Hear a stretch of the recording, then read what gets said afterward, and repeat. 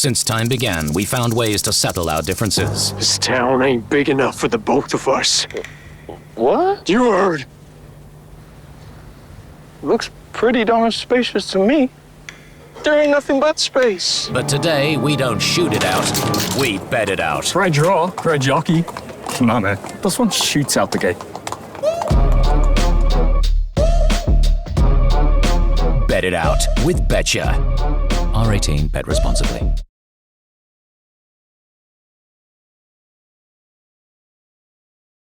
Serviceman J, welcome to my podcast. How are you? Thank you very much for having me on. Mate, I'm absolutely honoured to have you here today. I'm fizzing to get into this. I only got your book, Serviceman J, this morning, so I'm yet to have more than a flick through it, but I've listened to so many podcasts you've been on, and I'm so inspired by your story. On my podcast, I tend to focus a lot on mental health and mental well-being, and I think for me that's part of the inspiring thing about your story, just the things that you've seen and done. But just the work that you've done to be the person that you are now and unpack everything you've been through at the back end of it. It's inspirational. Awesome. Thank you. Yeah, I'm looking forward to unravelling it all. Yeah. So, as I said, listen to a lot of podcasts.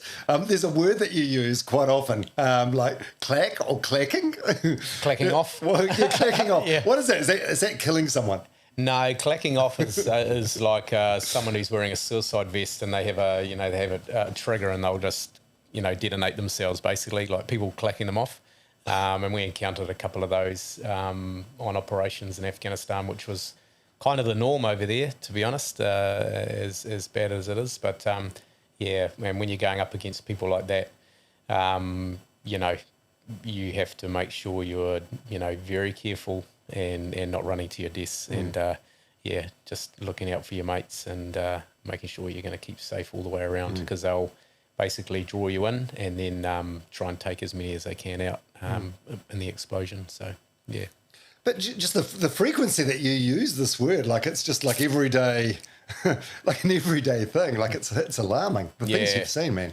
Yeah, there's a number of operations. So, I guess early on we're doing long-range patrols in the desert, and I guess we'll go into that. And then, later on in the tours we're doing, we're out in Kabul in the city, and that was a more close-quarter battle, so we were up close and personal. So you have the New Zealand Gallantry Star, which is the second highest military honour. That's from 2011. Where is it? This is something I ask all the Olympians that I have on the show. It sits in a box in the shelf, and it probably comes out once a year, if that. What occasion? On Anzac Day. Oh, for right. a couple of hours, yeah, and that's about it, and it goes back into the box. But I'm not too sure what the Olympians say, but, for me, the medal doesn't make the man or the woman. At the end of the day, it just represents and sort of shows people that understand what that medal looks like. That's an experience that you've been through, and that's what medals represent. We have been. And, we are recognised for stuff like, gallantry. Yeah, but when you open up the drawer and you see it, like, what do you feel? You feel immense pride? Do you feel like, sad that chapter of your life, which you seem to love, is it over or...? I'm pretty indifferent. Like I said, it's just at the end of the day, and I've said it before, as in the number on the podcast there, that medal is a representation of a team effort. At the end of the day, every single man and that was there that night should have been recognised. But it doesn't always work out that way because I don't determine what that looks like. I just tell people, what they've done and they see how that lines up against the criteria. So, at the end of the day, I hold that for everyone as a leader. And as I said before, is that, again, it was an A team. That made me look good as a leader. It's one of those situations, and everyone had part to play in the success of that operation. Yes, so that's the Gallantry Star is the second highest military honour behind the Victoria Cross. What's the difference? Why didn't you get a Victoria Cross? Oh, I don't make those decisions. Yeah. It's whether or not you satisfy that criteria. I think with the Victoria Cross, there has to be 90% chance or higher that you could have got killed in a particular action. It has to be a significant action, whether it's something, offensively, defensively, or saving lives. There's levels to the game. So I guess I satisfied that that level. Not the 90% threshold. Sorry, Jamie, it was 88%. So you got that for the Intercontinental incident? Yep. Yeah, which is the 29th of June 2011, where there were 19 Taliban at the Intercontinental, 20 civilians killed. Shit, you must have been close to getting the Vic Cross. It's a hell of a story, and you tell it so well, and we'll get into that. But it's it's harrowing. It's terrifying. Yeah, there's a lot in that. And do you want me to get into it now? No. We'll get into that later. It's pretty harrowing. Yeah, it's those spectacular attacks, believe it or not, were pretty regular. And regular enough to sort of go, oh yeah, okay, it's another spectacular attack. But there's always a huge loss of life, and it's always done at a point in time of their choosing. So it's a surprise to everyone. They don't mind killing unarmed civilians. Which is just I'm not too sure what that mindset's all about. And then at that point they're martyrs in their own eyes. And they're willing to die for their cause. So this photo that I've got here, is that from that day? Is that the Intercontinental Day? That's us coming out. Yeah. And as you can see, really we should have been masked up and we got a kick in the bum for that. But, we were just coming around those vehicles there, and all of a sudden, the paparazzi were there basically, and they just started snapping away on their cameras on burst mode. When we went in, they had an outer cordon that was about 400 metres away from the hotel, so we thought we had a bit of clear ground. But things changed very quickly. You see that photo, obviously at the time it sucked for you, but what about now when you look at it? When I look at it now, I think, I just look at a whole lot of stunned, tired individuals. And when I look at the look on the faces, I know why, and, now that I'm looking at it at a different perspective, it's, very interesting. Particularly Steve, he had done a lot in there. He's the one that got shot on the side of the side of the head. And he had shrapnel up around his legs and his arms and his back, which you don't see. But a couple other people who I know what their roles were, and I can see on the looks of their faces what they had to go through as well. So very, very interesting. I mean, at this point it's still very procedural, and the next part of the plan now was to get people to hospital, and we were supposed to go back to camp, but that didn't always go. And how different are you now to that person in the photo? I think night and day. And I guess we'll get into transition, but I've taken some steps to really de-link myself from that particular person. Not all of it, because some stuff does, help you in the civilian world but a lot of stuff needs to stay compartmentalised in that particular space. Oh, you will get into all that. You were sort of downplaying it. Like you've done the fucking work.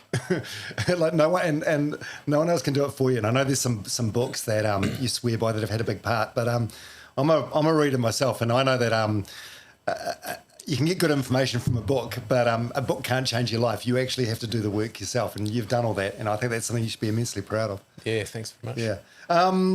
Just a couple of light ones before we get into your backstory. Like gaming, like Call of Duty. You ever played that or? Not really. No. I mean, I think way back, we were playing Metal Gear Solid, and some of those older World War II games. I can't remember what they were called, but I wasn't really much of a gamer. Any chance I got, I was skydiving. To be honest, I started skydiving when I was 17. Out at Kuiper Flats there, when it was operating as when it was a skydiving operation out there, and then and I just didn't look back. I'm still doing it now. The funny thing is, I got into skydiving watching Point Break. The Point Break. Oh yeah, Patrick Swayze and Keanu Reeves. That probably brought a few people into the skydiving world. I saw the movie, got the yellow pages, found out where the nearest drop zone was, called them on the landline. And cell phones back then, called them on the landline. Oh yeah, I'll go down there and pay for my first jump course, and that's all she wrote. I'm still hooked. That's It's probably lucky because from what I've learned about your story, it's you were sort of at a crossroads where you could have gone off the rails at that point in your life before the military came along. So you could have ended up becoming a skydiver from Point Break or a bank robber. I could have, yeah, potentially, yeah, I know. Yeah, it's crazy, eh? It's just who you roll with, and I guess, you know, I would have taken it to the nth degree, regardless of which way I went. So, again, you know, you don't know, spiritually, I guess, you know, there's plans for me that weren't going into the darker side of the house. So, yeah, crazy. And John Key, as Prime Minister, you were like his bodyguard or for a time? Yeah, so I was his personal protection officer for the trip going into Iraq. And, yeah, the PPO is the guy that you kind of see on his shoulder. So, yeah, he had a bit of a, got to get to know the man, good man. What you see is what you get, as I've said before. And, yeah, no, he's good to work with, easy going. And Willie Apiata, the New Zealander with the VC, were you worked together quite intensely. Were you sort of his boss or? Not really. We were sort of same rank coming through, and yeah, we're in the same squadron. So we'd been on operations together. Went on a couple of operations together. Did a lot of training together. So yeah, we knew each other pretty well. What's Willie Apiata, the Willie Apiata that we don't see like? Because whenever I see him, it's on the TV. He's very softly spoken, very quiet, very humble. But you must have seen the savage side of him, I guess. Yeah. I mean, he's a man mountain. He's very strong. You know, he's he can do the work. He's definitely a family orientated individual. Squared away. Obviously, he's demonstrated his courage there and that kind of thing. But he'll drink any man under the table. I know that. He'll go for days if you need to. He's definitely demonstrated that. But yeah, you'll know Willie's in the room because he's got quite a significant laugh, and he's always joking around and that kind of thing. But you know, the VC, I'm sure, has changed him over the years. You know, initially there was a bit of shock of capture, if you like. You know, when he was brought out in front of the media, which is very difficult for any SAS soldier to do at that point in time, you know, in his life, as I'm sure the public would have seen, and but now I think he's really grown into that role, and how significant that medal is for New Zealand, and you know, I guess the work he's doing out there is hitting the mark with different people. Have you and your old what do you call it? Is it a team, a platoon? What are you? Squadron. Yeah. Do you guys have like a WhatsApp group, or are you still in touch? You support each other? Yeah, we've got a kind of a communication channel that we talk to each other in and that kind of thing. But you know, I guess the sad reality of life is that you know, we probably only really get together at funerals. You know, we try and do it outside of that, but you know, the boys will come from all four corners of the earth. When one of the boys have passed away, and so it's interesting with that because a number of guys have passed away since I've left the service, and even when I was serving. And I know initially in the early days the boys were quite sad and it was very heavily emotional, but nowadays it's kind of a reunion, and it's a lot lighter. And, you know, although we're sad that the person's passed on, that person has brought us all together again, and then we get together, catch up, have a few beers, you know, go out for dinner, maybe, you know, hit it quite hard that night if we feel like it. But, yeah, it's just, it's more of a enjoyable, exciting experience to come down and say goodbye to one of our mates and catch up with everyone. You know, you're going to catch up with people you haven't seen them for a long time, which is a completely different mindset. And to be honest, it's probably a better mindset to have it at a funeral, celebrating rather than, you know, really getting sad about it. Yeah, celebrating someone's life. How's everyone doing? Like, as I've mentioned a couple of times already, like you've done a lot of work, and as a result of that, you're thriving. But if you look at, by the way, I'm probably going to say or ask a lot of dumb stuff because I've got it's a world that I've got no idea about. So I suppose I'm basing this sort of theory or thought on is, the limited stuff I know about the American troops in the Vietnam War, and a lot of people ended up with like opiate issues and mental health issues and detrimental effects. For you and your old squadron, is most people thriving or doing okay? Yeah, mostly, not all. It's a different journey for everyone, of course, because we're all been through different experiences in life. It's how we're brought up and how we view the world from our sort of corner of the room. But yeah, most people are doing very, very well. But some people are still struggling to, I guess, pull themselves away from the culture essentially that's so strong, and the brotherhood is so tight, brother and sisterhood, to be honest, is so tight, because only you guys have been through that experience together. That's quite significant. That's on the top of, the culture that the army instills into you, and then that's on top of the culture that the regiment instills within you, which is stronger again. Accountability is very, very high expectations, high standards need to be met. And so all of that's hard to pull away from. I mean, you're given blood, sweat and tears and your whole self to the cause.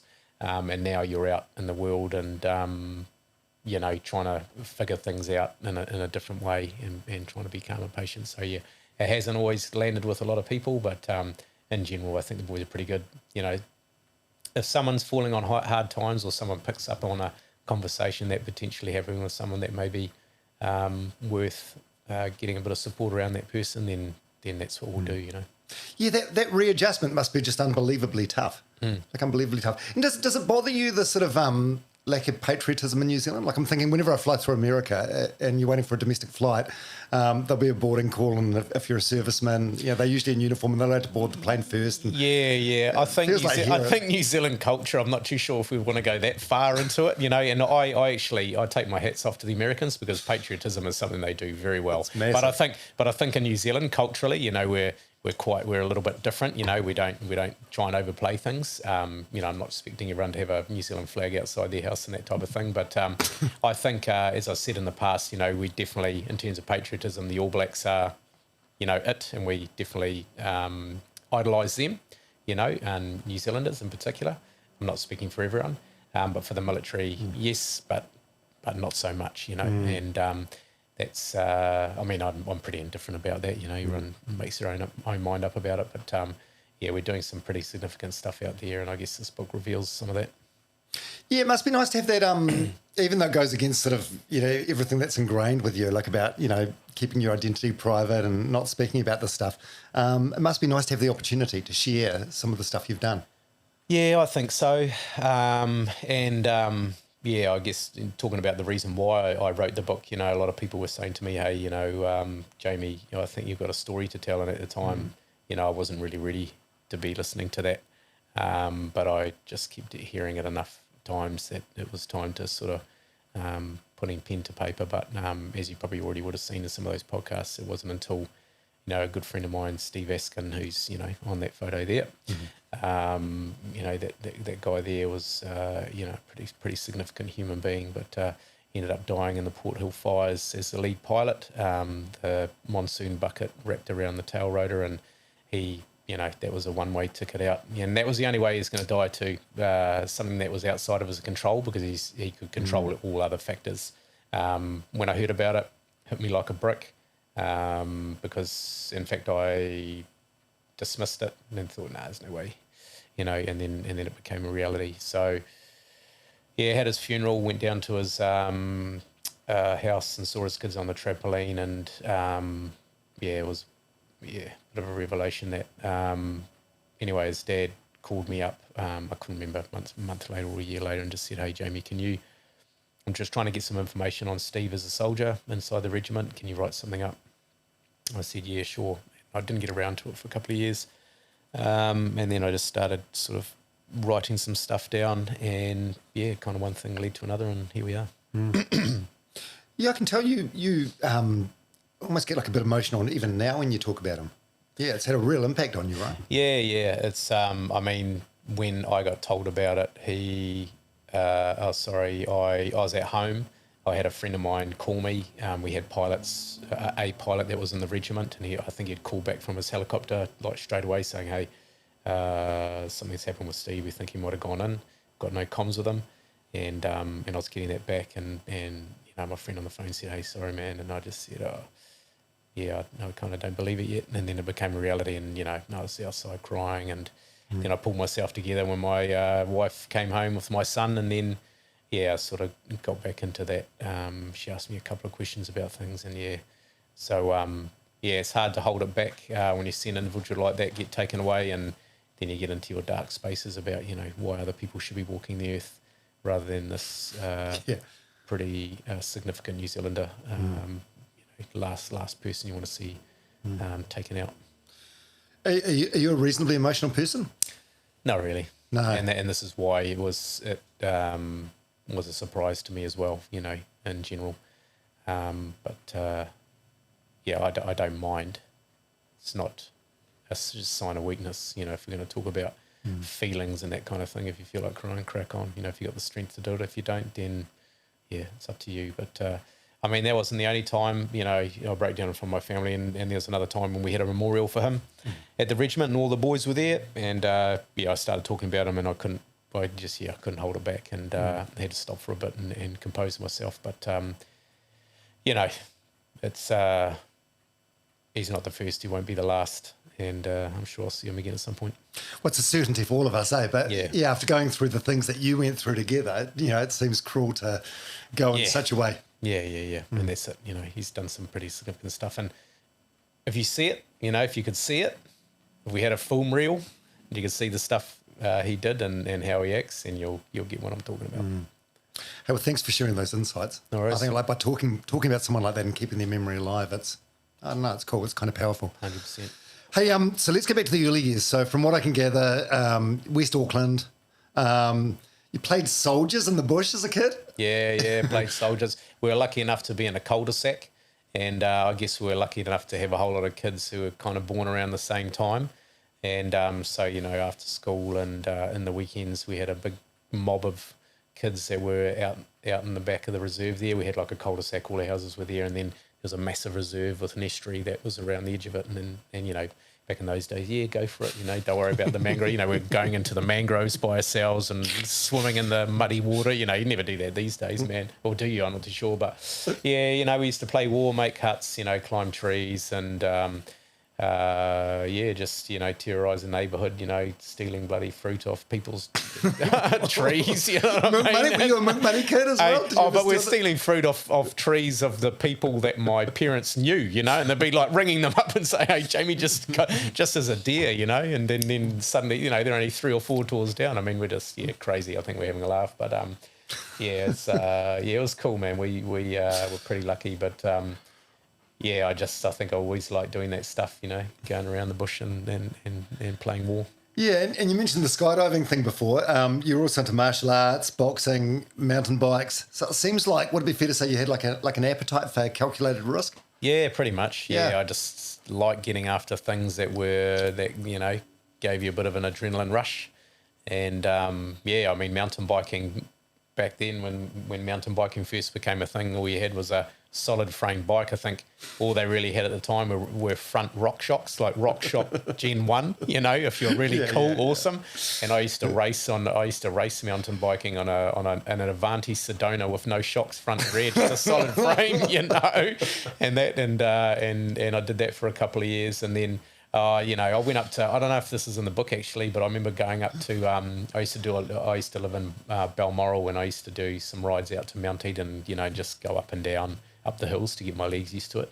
And I got to the top, and I stopped, and these people were looking at this guy, and he had tried to ride down the inside of the crater of Mount Eden when you could go in there. Oh my God, that is so steep. Yeah. And he didn't make it, and this guy goes, I went, wow, that's awesome. And he goes, do you reckon you can do it? And I was like, challenge accepted.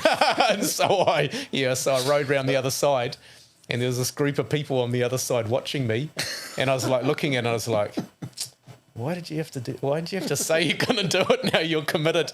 And I ended up going down there, and I made it. I made it down there. I actually made it down there without slamming into the bottom, because it is pretty steep. It's almost like a vertical drop going down there. But I managed to through pure luck, get to the bottom without falling off. And then they're like, yeah, clapping me. I was like, yeah, no worries. And I was, I would have been, I don't know, 13, I was only a young fella, 13, 14. So, I must have had it in me back then, for that sort of stuff. And then, martial arts, got into the boxing, skydiving, all of it. And when you say you were sort of like leaning into a bad crowd at that point, what do you mean? Can't be just stealing fruit. Or No, I won't go into too much detail, but yeah, we're just mischief, and what, like fights, rumbles, or? Oh yeah, a lot of stuff. Yeah, there's a lot of things that went on, but why don't you want to get into it? You embarrassed, or? Nah, not embarrassed. It's just it's I'll just park that area of my life over there. The people I was with, they're actually good human beings. Yeah. But we just were a little bit mischief, and we're getting too big for our boots, and we're getting into things that we shouldn't have, and I think when the army came round, when the call to the army came up, it was perfectly positioned where I had a fork in the road. I was either going to go one way or the other, and it was going to be boots and all. So it was just one of those points in time where you had to make the right decision, and lucky enough I did, and I had to make it myself. You were 17 and a half when you applied for the army. Yep. And you joined at 19. So it's quite funny because the amount of discipline and self-discipline that's required to be in the army, is a complete juxtaposition to like a kid that's getting into trouble, right? Yeah, and that's the thing. And I think you just knew in your soul that you needed it, or? Yeah, well, again, when I had a look at my file after 20 years, and I got to the front, the start, my application. I wanted to know what I wrote on my application, and at the back, it says what are your aspirations in the military, and it says to join the SAS. And I mean, that was at 17 and a half. So in me, it was already there. That's what I wanted to do. And then my first selection was a year after I'd got into the army. And then my second selection was a year after that, because obviously I didn't pass the first one. So I think I was always drawn into that. And going into the army wasn't a process of, do your fitness testing and, you've been to night evenings where you get told what to do and, a slow progression into it. I had an hour to decide to get into the army. The recruiter rang me up and said, hey, there's 20 or 30 people have come off the current basic training, so we're trying to fill numbers straight away. They've only been there for a week. You've got a year to think about it. When you say go, you'll be on the van in 2 days, and you'll be into it. And so I already had nothing. Yeah, I had an hour to think about it. He rang me back. I said yes, and then 2 days later, I'm marching around Wairu, getting yelled at in the snow, and wondering what the hell you were doing. Oh yeah, it took a while, but inside I knew that was where I needed to be, and it's something that I always wanted to do. Yeah, did you enjoy it from the outset? Did you take to it like a duck to water? No. I was smoking. I mean, I was partying in the weekends and bits and pieces. So it was night and day. I had no time. I hadn't been doing any fitness training at that point. Gone off the rails a bit, and I just got into it and gave it my all, and I just focused straight away from my old life and dialed straight in on what I needed to do there. But if you look at my reports from my basic training and my infantry corps training, timid, weak, you know what I mean, that kind of thing. So and that was brought out on my farewell from the regiment. The boys had a bit of a laugh about it, but I was a completely different person back in those days, and but then the army, drew the best out of me. Yeah, do you think that's fair? When you read that, as were you timid and weak? In hindsight? Probably. Yeah, I guess so. I mean, I don't know. They're looking at me. You can't say anything. They're the ones looking at you. So you're not allowed to answer back, are you? Yeah, that's the thing. Yeah, they're just everyone's looking at what timid you're looking at. Yeah, it was lack of aggression and that type of stuff, and if you show any aggression, they'll beat it out of you. Yeah, I know, it was strange, but I mean, it's so long ago now that it's Anyway. It made you, though, was the making of the man. So SAS, what is it? What does it stand for? Special Air Service. Special Air Service. Okay, and what's the training or application process with that? 'Cause all I can sort of think about is like David Goggins, Navy SEALs, Hell Week. Yeah, no, that's like each selection course is designed to replicate a thing, and for us it's trying to replicate the highest function of an SAS soldier, weight on your back, physically, metaphorically, checkpoint to checkpoint, any season, weather or terrain, under time pressure, sleep deprivation, food deprivation, and there's no positive or negative motivation. You've got to intrinsically motivate yourself. So that's the highest function, and it replicates, what we do out there really, really well. And so you get, it's a 9-day selection process, but that's really just the foot in the door. We're just seeing if you've got the grit, and then after that you have to show us that you've got skill assimilation and being able to operate at a basic level as an SAS soldier. So essentially the selection process, with the selection proper, the grit, and then the near on year long cycle of training. So it's about a 12-month selection process, because you can be taken off at any point in time. And we've deselected people on badging day. You know what I mean? Or just before. Oh, you're joking. That's happened Badge day, like graduation That's happened day. before. Yeah, they've got very close, and because we are training right up and testing right up until the point that you get badged. It's not like we have a week off and then you slowly prepare. I mean, man, I was flying and jumping out of helicopters over the top of Auckland CBD, the morning of our badging, in the early hours. So, you jump straight in. So, and that was a testing phase. That was our testing phase. And so, at any point in time, you can get out of there. You're under the microscope. You cannot escape being looked at. Every part of you is being looked at and reported on, and they can see you warts and all. And there's no way that you can hide your character flaws, because we're putting you under an immense amount of physical, mental, emotional, spiritual, if you like, pressure, and we will see it. You know what I mean? And you get chances to to change certain things, or you'll get a retest, but essentially after that, it's you're out the door. We get psych tested, so we know who's coming in, and that. And so that's perfect for what we're after. But it doesn't stop after it doesn't stop after you're badged either. If you start lowering the standard, if you're doing something that you shouldn't, then particularly violating the values of the regiment, the tenets, will see you out the door pretty quick. Yeah, what are they? What are the principles? So the pursuit of excellence in everything we do, high standards of discipline, no sense of class, and humour and humility. And that humour and humility, I mean, we'll talk about it at the Intercon, plays a big part, because you are under the pump all the time, and you want to take the edge off, whether you're just being shot at in a contact, or you're out in the snow in the middle of Wairau training, and you want to keep the spirits up. We just have a bit of a laugh at how tired and hungry and emaciated we're looking at the moment. Just have a bit of a laugh about it. And that's been been around for years. Those tenets since 1942. So how many people start and how many people graduate? Is there like an average?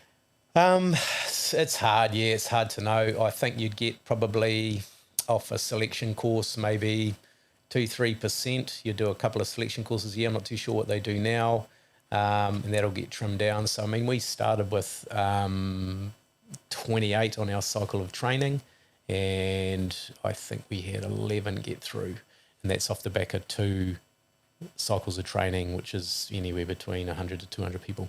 So it's a very small amount, you know what I mean? Do many people self-eliminate or? Yep. Yeah. So either, you get pulled off, you self-eliminate, or you have an injury that stops you from carrying on. But yeah, it's, again, you could almost say that that carries on through your career because right. It just carries on. I mean, people will hit their threshold. The pressure increases as you travel through your career, as you take up leadership positions, because now you're in a position of leading. You've got to plan and prepare. There's a whole lot of more hours that you've got to put into the work. Your work's very strategic. What's the hardest part of the training? Like, is there like an apex in particular where people self-eliminate? So for the cycle of the selection course, The jerry cans is probably the hardest thing you'll do, the barrier test. So that's, 6 jerry cans weighing, jerry can weighs about 20 kgs, 20 litres, 20 kgs. So you have 6 jerry cans between 5 people. So two jerry cans you'll carry at the front every so often. And you're also carrying a pack webbing and rifle, which is about 30, 35 kg, depending on how you pack your pack. And you've got to do that for 20 hours. 10 hours out, 10 hours back. And, that trims down numbers pretty quick. And again, you can't not show your true self in those moments. And, you do see people starting to reveal their true sense of identity, talking back to the staff and getting angry. And these are the things that we don't want to see. We want to see composure. We want to see people who are in control of their emotions and who will just keep going, because again, operations can be very open-ended in terms of time. They could also be open-ended in terms of how much, sleep you don't get, and so you've got to operate for a long period of time under a huge amount of pressure. That would be the hardest. For the cycler training, every course is difficult in its own way. The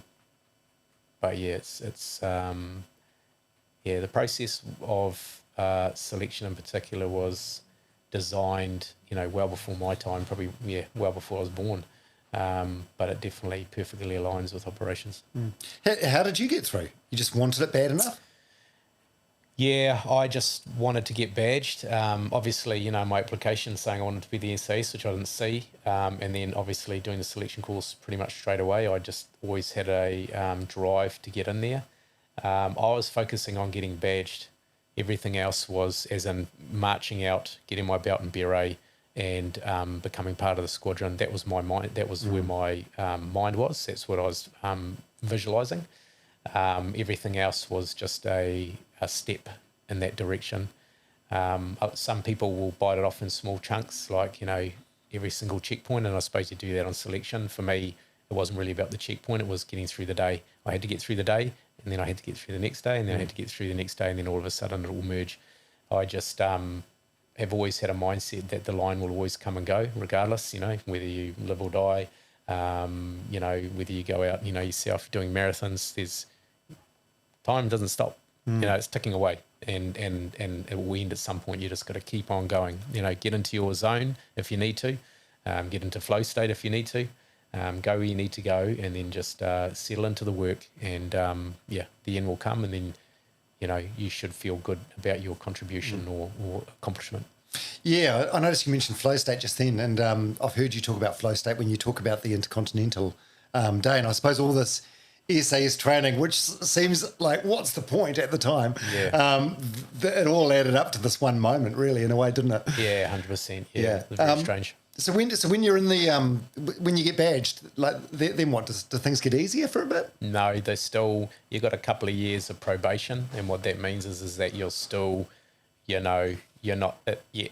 You're badged, but we still now you're being integrated into a squadron of trained SAS soldiers, at the different levels. And I was fortunate enough in my time to have be part of a real good squadron full of some very strong men and leaders. And they took us in and sorted us out pretty quickly. But you still got to demonstrate the skill set. You've got to bring yourself up to a higher level, and the level just gets higher and higher and higher. The never-ending pursuit of excellence in everything we do is a thing. And that's what we expect. And making mistakes, although, you can make a mistake here, but don't make the same mistake twice, because if you do, then you start losing trust in others, and then that's sort of a quick exit for you. So there's the need to perform is high every single day. You can't really have many off days.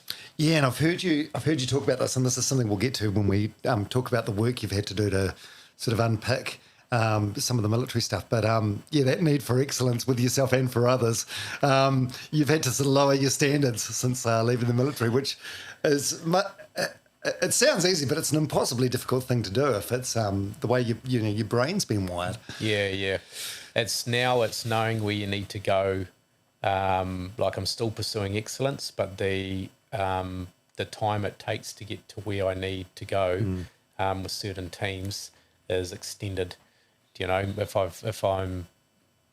have an objective and I, you know, give the clear intent about how we're going to get to that objective to train SAS soldiers, we can pretty much do it right now. You know what I mean? Like they'll just get about the business and not much will be said. But, you know, in this particular space out here, the journey is a lot longer. But as long as we're traveling in that direction, then it fulfills my need. But again, you know, you have to, this is where you need to figure out what works, what you need to take from the regiment and what needs to be left behind. And one of them is, you know, the high expectation of yourself and others. I'll always have high expectations of myself, but my expectations have lowered somewhat, and I'm just being a lot more communicative, a lot more collaborative, and it's necessary. You know what I mean? Because this is not building something or, you know, a survival on the battlefield type training that we're doing. You know, whereas you got to be. That's why we're so high on the standards and we're so pedantic, because at the end of the day, you put a foot wrong, go left, should have gone right. That could mean your life gone or the life of your team. So making the right decisions is bang on, whereas out here you can make mistakes, reorientate, and then carry on. Well, yeah, it's literally a matter of life and death, isn't it? Whereas out here, not so much. Yeah. So you do 5 deployments to Afghanistan? 4. I had 4 combat operations, and then I've done a number of other deployments, you know, which, you know, in and out stuff. But the main ones were 4 combat deployments. So the first time you go to, first of all, what do these deployments mean? Like how long does each one last for? Like what's the daily routine over there? Yep. So initially we did, I think the first trip I did was 4 or 6 months. I think the second trip was 4 or 6 months. This was right back in the early days when we were doing basically going out onto the ground, fact finding, possibly getting in contact with the Taliban, so figuring out where the enemy positions were, just finding out where the pointy bits were and some of the gaps, you know, making connections with the local population, telling people why we're there, which is what we're good at, looking for terrain, areas where we can build FOBs, potentially airfields and bits and pieces, which is common. And we'd be out for anywhere between 2 to 4 weeks doing these operations. And in fact, at that particular point in time, the Kiwis had the longest, I think, patrol out on the ground, 28 days or 30 days, which was not normal. Generally, the Americans and other forces would be only out for maybe 1 or 2 weeks. So that was pretty significant. And yeah, those were interesting times. And I mean, Afghanistan is an amazing place. It's, you know, I got the opportunity to be an outrider. So we were ahead of the convoy and we'd just stay ahead, give early warning, be able to find the routes for the vehicles so there wasn't much stopping and starting. So we're keeping the convoy going. And so we got to see a lot more of the country than the guys in the vehicles. So we'd be able to go right up on top of the hills, see right out, you know, watch them drive past. And I was thinking, man, you know, if this place ever gets itself sorted out for adventure racing of any type, you know, mechanical or human, the best. You know what I mean? Oh, like getting a quad bike. Oh yeah, climbing. You know, even, you know, backpacking, just epic. You'd lose yourself in there. Yeah. It's just amazing. The people in general are amazing, depending on what tribe you run into. But in general, they're amazing people, very accommodating. They'll have you in your village, you know, they'll sit you down, you'll have meals, share chai, talk, and it's just a different way of life. You know, I could definitely see a lot of people being consumed into these villages and integrating with the cultures because it's very simple, and very accommodating and respectful. But yeah, it's just a shame. But hopefully one day that happens. Yeah, it sounds like I had a guy on the podcast a couple of months ago called Abbas Nazari. Now, he came to New Zealand as a young refugee. Yep. Do you remember the Tampa incident? It was like a little. Him and his family escaped on this boat. It's the first time they'd seen the ocean, let alone been on it. Yep. And the boat sort of fell apart, and they were rescued by a boat called the Tampa.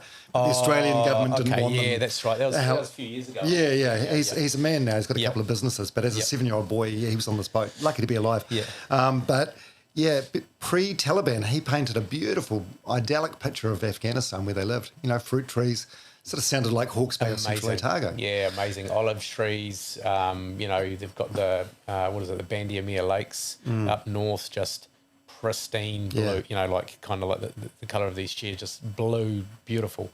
But yeah, like I said, if I'm praying that there's something like that opens up. People will love it. Tourism-wise, I think they do very, very well. So these deployments, when you're leaving New Zealand, going to Afghanistan for up to half a year, are you leaving with like a sense of excitement or adventure, or is it like sort of trepidation and fear? Both, yeah. I mean, are you married at the time? No, I wasn't, and I think now that I look at myself currently with family, I'm not too sure how I'd be feeling leaving, because some of the boys were married, had 3 kids, and that would have been pretty significant to leave them behind. For me, there definitely was that sense of adventure and wanting to get out there, and particularly on that first tour, I wanted to know how I measured up out there on operations, and I wanted to make a good impression and just see how I went. And I was just wide open to really try and do well over there and see how the training measured up. But also, I found myself, every time we flew out, I'd be looking out the window and seeing, New Zealand go by, and then seeing the coastline disappear, and thinking, I wonder how how are we coming back? Like in a body bag? Oh, yeah, that's what I thought, you know what I mean? Like, am I going to see New Zealand again, or is this is it a one-way ticket? And that's the unknown. And then I'd just switch into cutting that out and just, hey man, focus on what you need to do.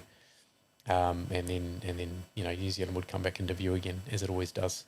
So I was very lucky, others weren't. But that was what was happening. And, you'd fly into, we were in Kandahar at the time, and I remember, leaving the security of the camp, and the same thing would happen. Am I coming back into camp, or am I not? In which way? So yeah. But again, like I said numerous times before, we're there to represent New Zealand. This is our job. Our job comes with the possibility that you can be killed or significantly injured, and that's just the way it is. And the chance of that happening is pretty high, given what your job is there to do. And that's different to everyone. It's high end, it's complex, and there's strategic effect involved. But what's camp life like over there? Is it fun? I suppose I'm sort of maybe thinking of like a Jake Gyllenhaal movie or a Bradley Cooper movie. But are you playing? Is there a rugby ball being tossed around? Are you playing cricket? No, you get a small little area of the camp,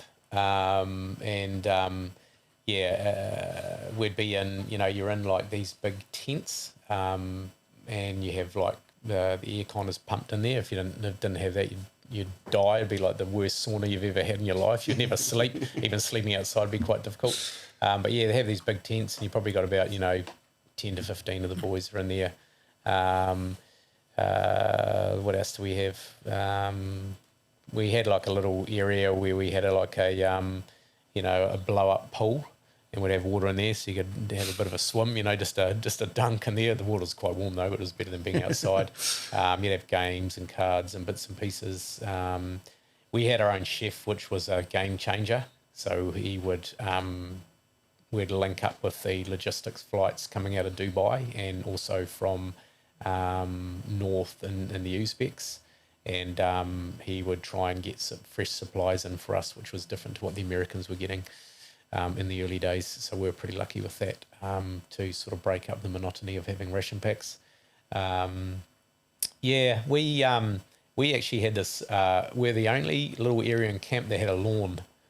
And I mean, it doesn't seem like much, but having a green lawn is actually quite nice to sort of lie on, rather than the dusty old rocky ground. So we had this lawn, and we made sure it was always watered, and then had our little pool, and we had a little bar, and we had beers and that kind of thing. Only when we came back, because when we come back from long mobility patrols, we'd earned it, that's for sure. It's pretty cool. It was pretty busy, really. You go out for 2, 3, 4 weeks, come back, and then we'd have a week before we turned around and went out again. You know, we're there for operations, so we're getting after it. So we'd come back, we'd, put all our vehicles in to get checked mechanically. We'd clean out the vehicles, do the debriefs, all that kind of stuff. Get about a day and a half off, and then we'd be reorganising and getting briefed to go out for another job. And then it would take 2 days to build up for that. We'd probably go out and do some test firing and check our weapons and, change our tactics potentially. And then out we go again. And it just was rinse and repeat. The tours went pretty quick. Fuck, your cortisol levels must have been through the roof, eh? You're just constantly in this state of high arousal. Yep, the whole time. Yeah, and again, probably subconsciously you're not really switching off. So I know in the later tours, when I was with CRU in Camp Olympus in the middle of town, I'd sleep 8 to 10 hours if I went to bed early enough, because we didn't have TV, you didn't have to worry about that being in your face. You just read a book and gone. But then I wake up and I'd just still be very, very tired. And so there was there's an underlying registering of threat, not only from the outside, because where we were in Camp Olympus, we're quite close to the gate, and attack point for anyone. Hit the gate with a VBID, a vehicle borne on IED, a vehicle full of explosives, detonate, and then the assault force would come straight through. So I think your brain's thinking, man, if something's going to happen, it's going to happen there. I mean, we put sandbags up and that kind of stuff to give us a bit of cover if that happened. But yeah, everyone's different. But I slept well, but I just didn't. I didn't feel rested. Yeah. Yeah. Like, it's not normal, eh? No. It's, the things that you've seen and done, it's crazy. It's just so far from normal. And what's the culture like in SAS? Like, what is there? Duty of care? Is there counsellors on hand? Like, are you guys? It's probably even different now to when you were there. But is vulnerability sort of encouraged? You guys having deep conversations with each other?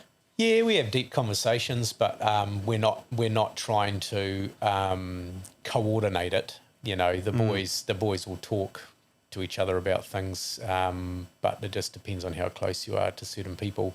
Duty of care from a leadership perspective is top priority, looking after the boys and making sure they're as safe as we possibly can be. But, we're not there to cover you in cotton wool, man. We're in the war zone. At the end of the day, we know why we're there and that kind of thing. But, Willie Apiata's, act that earned him the VC is, that represents what the brotherhood's all about. You know what I mean? We're there for you if the the SHIT hits the fan. So it's duty of care. In terms of counsellors, we don't have a psych. In the early days, we didn't have a psych there. We only would bring in a psych if we really needed to. That would be on the way out. You'd go through the psych debrief process. And I don't know, I'm not too sure what it's like now, because there was a lot of good points that came out of that, like speed at which we were coming back into New Zealand was something that we brought up that potentially needed to change. As in shorter deployments or? No, as in, being away for 4 months in a high activity, high threat environment, and then, being on standby, and then within a week you're back in New Zealand outside the gates getting picked up.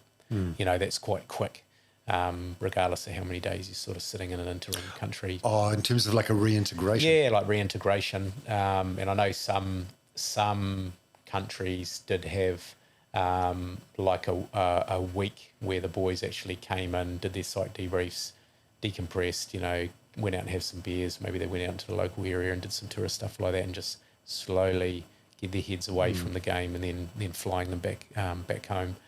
I'm not too sure what the outcome of that is. We thought that might have been a good way of doing things. But again, we're just trying to find our own way as New Zealanders, and that, Afghanistan was one of those periods of time where we're trying to find out what works and what didn't work, And so, when I was there, the support's all there. You got to ask for it. And everyone has a different experience, and this is just mine, and it's just my opinion, but if I want to see a psych, I can ask for a psych, and they will come and talk to me, and we can do something about it. And whether or not it sits at their level, or they need to bring me out to a clinical psychiatrist or whatever needs to happen, then it's there and it's available. But again, it's that kind of thinking that if I put my hand up and say that something's wrong with me, then I may lose my job, which is wrong, or I may appear weak, which is wrong as well. So again, it's one of those personal perception issues. Whereas the unit's there to wrap around support, to keep you in.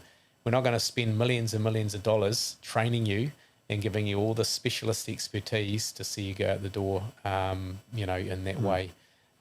So I think probably, early on, people that left may or may not have, weren't being true to themselves. And we're probably more talking to each other because the people that were in the squadron with us that were on those operations, we could look them in the eye and say, hey, well, you were there and let's talk about that particular incident. But we don't have the specialist skills to extrapolate the deeper information and say, hey, man, maybe you need some help. So again, it's there. It's whether or not you want to meet people halfway and you want to make that change. But we can go into that. Yeah, but so you don't want to. You were scared of almost like showing weakness in a way. I think so because at the end of the day, we're so highly competitive as well. It's a competitive environment. You're very highly competitive. You just think that's what people will think. And the reality is couldn't be more further from the truth.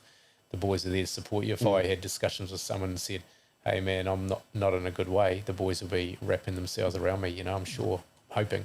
But the same would go back the other way, and it's happened in the past. So at the time, young fellas, it's just the way it is.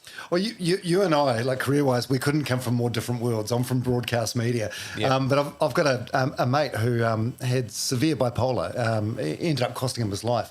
But no one knew about it apart from his his wife and his immediate family. And that was the same reason. He didn't want to tell anyone at work because he was scared it might cost him leadership positions or opportunities. Yeah, it's crazy. It's just the way we think. We're trying to put on put on that front that everything's okay regardless. And there's so many worlds out there, eh? You know what I mean? You just have to look at one of those buildings in Auckland, an apartment, and every single unit, something's going on. You know what I mean? And I guess as a person, I think you should be saying, hey, man, I'm kind of open to anyone if they want to talk about things, and people do it or they don't. But I think just men in general aren't that great at doing that kind of thing. I feel like it's getting better.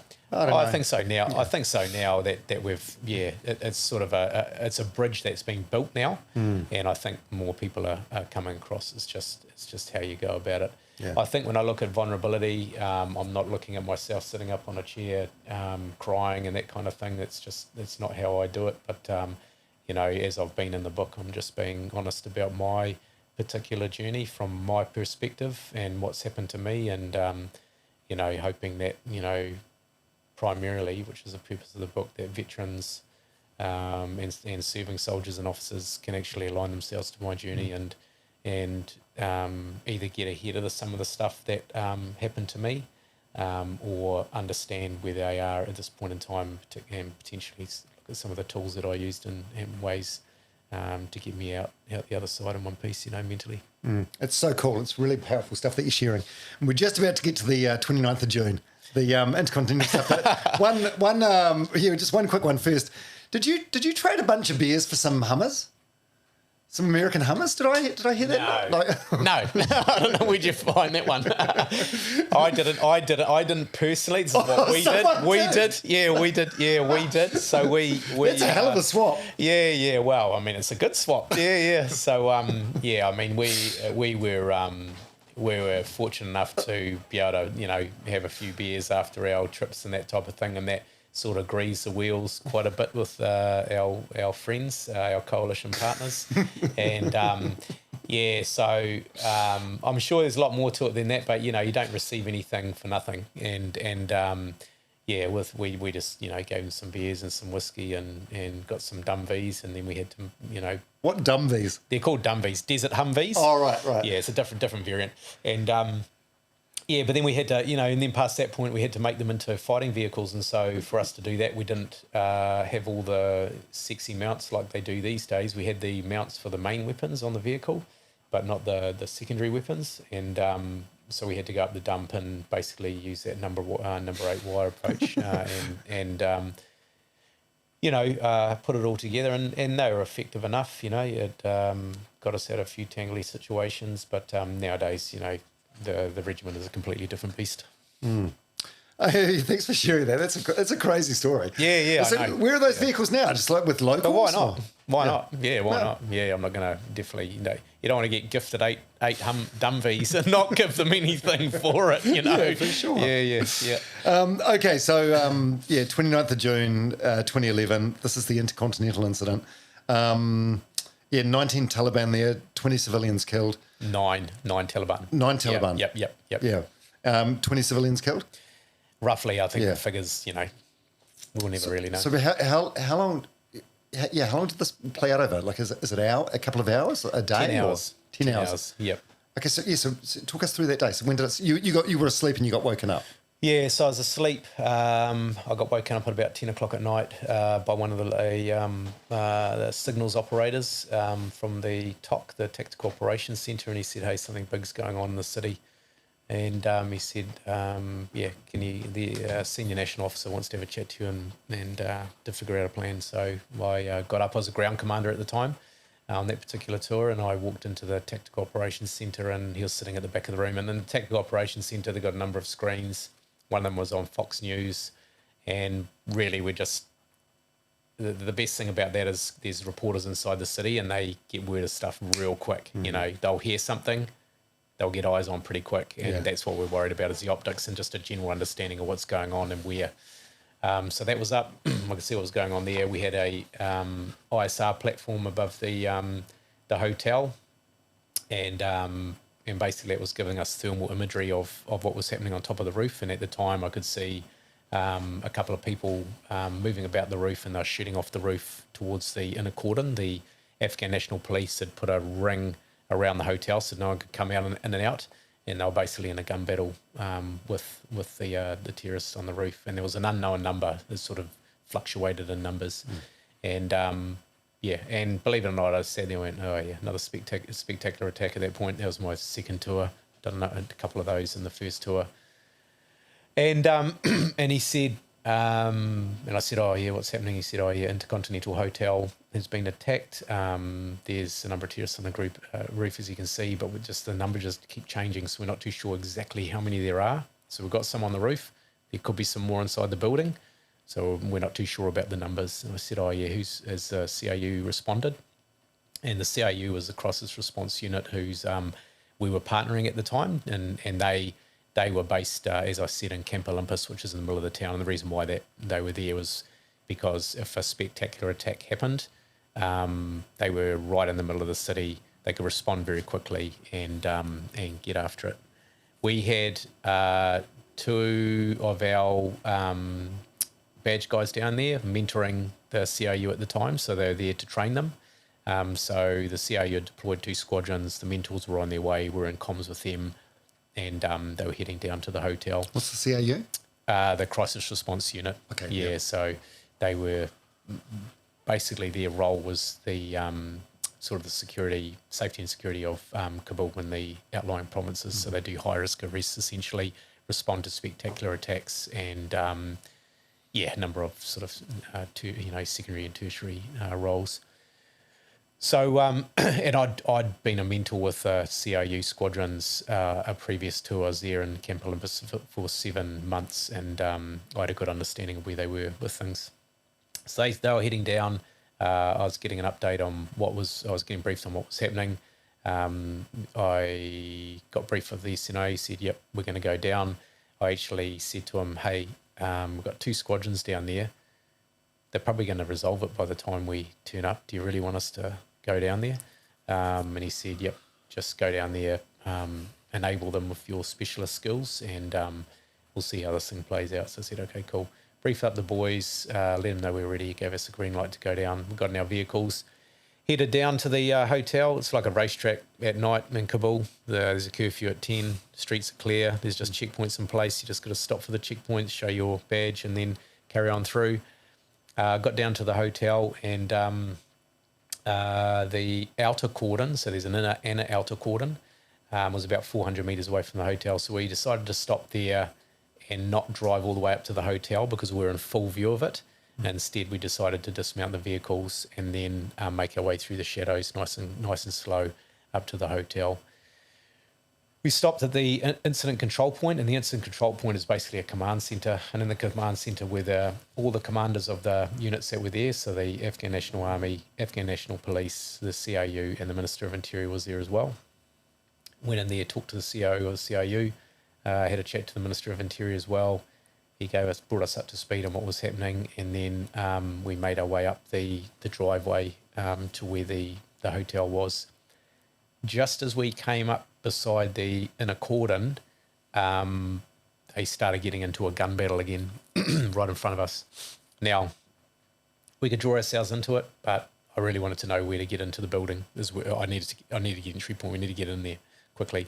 Our CRU squadrons were already inside the building in the lobby with our mentors, and so myself and Steve Askin got up onto this mound, looked across the car park, and I said, "Where are you?" They said, "Oh, I'll just flash a light." So they flashed a light across the car park. Said, "Okay, cool, Roger, got you."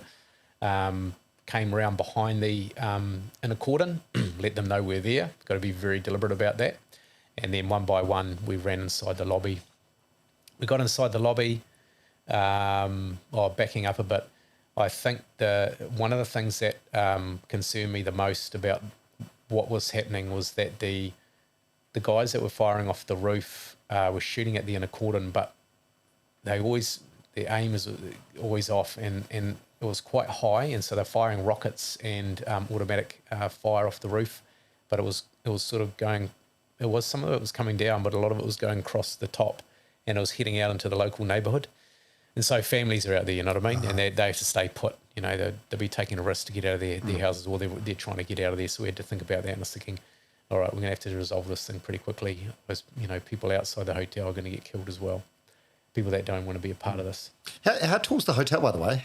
5 stories. 5 stories, okay. Plus a roof. And is it, having never been to Afghanistan, like when I hear Intercontinental, I think like a 4 to 5 star hotel, really nice. Is that what like an yeah.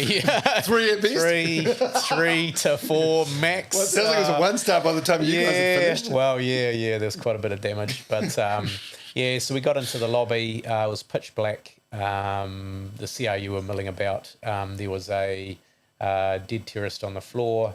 He was carrying an AK-47, had a grenade launcher underneath it. He had a suicide vest. He had a bag, and the bag had grenades for the grenade launcher, and he also had normal handheld grenades. He had energy drinks, bit of food, and they had new shoes, and they all had new shoes. So that was their gift, I guess, for doing what they're doing.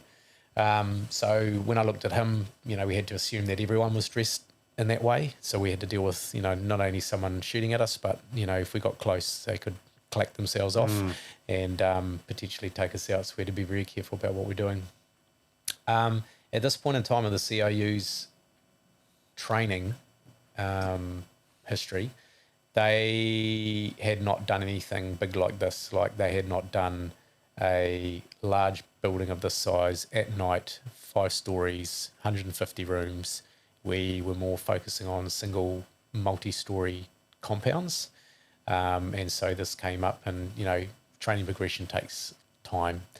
So I could see that they weren't really prepared for this. So I put my guys in front, and we led the way with our assault group with the CRU behind us as backup. And it's dark at this point. Is the lights on in the hotel? No, completely dark.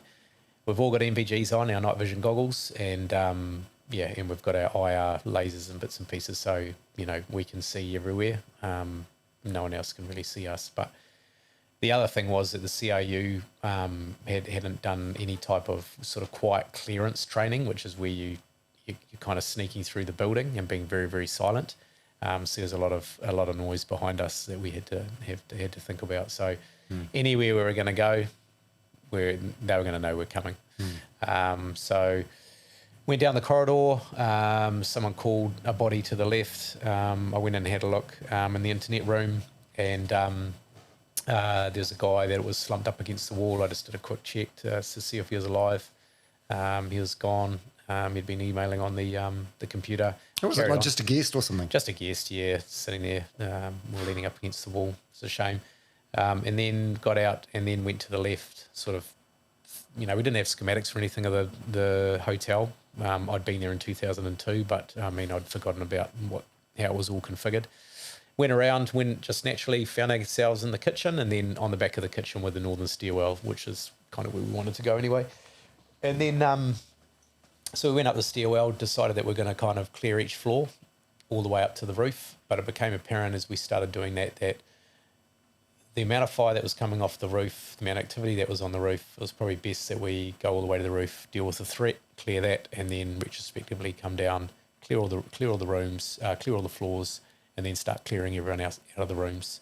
So we only had a small group of capable people at the time, and the CRU were just plugging the gaps. So we started making our way up the stairwell. Steve Askin was leading. Again, pitch black. It was a U-shaped stairwell. A lot of angles was open. So we started making our way up there. We're making good progress. And then all of a sudden, Steve came round the stairwell, and he came face to face with one of the terrorists. So they had heard us coming up the stairwell, and they'd sent one person down. And what we didn't realise is they sent one person down, and then at the top of the stairwell, they had someone covering him, and he was heavily armed. So this guy came all the way down. They met each other, both raised their weapons, I don't know, a metre you away maybe, a metre and a half, probably closer. Both started firing. Steve hit the mark. The other guy, I don't know where the rounds went. Would have skimmed Steve, I'm sure. But he stood his ground, dropped him, and then this guy just got up straight away and then started running back up top of the stairs, probably the adrenaline, and then got to the top of the stairwell, popped out on the roof, which is what we saw later, detonated himself and took one of his other mates out, so he did us a favour.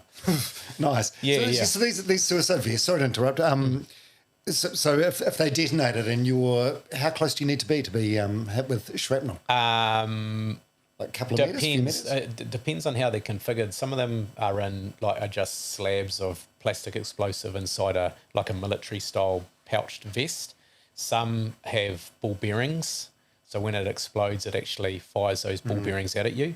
So it just depends, and it depends on where you're standing as well. If you're behind cover, you'll be fine. Even if this was made of concrete and someone detonated themselves by that door and we were sitting here, fine. We'll just probably get, a little bit of overpressure in our eardrums, which would rock us a bit. But essentially, it just depends on the amount of explosive, what they got combined with it. But it'd be a good radius. If we're all just in the clear, then, maybe 10, 20 metre kill radius, maybe, depending on the explosive quantity. Just depends. There's a number of different factors. Also, this story, we're not even halfway through, but you can sort of tell it without sort of any sort of emotion. Has it always been that way, or is it this just through muscle memory?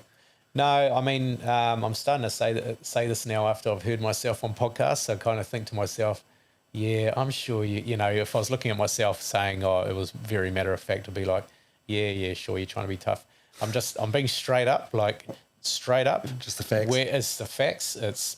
We're process driven. We've done this thousands of times, not in an operational setting, but in training. We train in the dark all the time. We've trained in buildings like this all the time.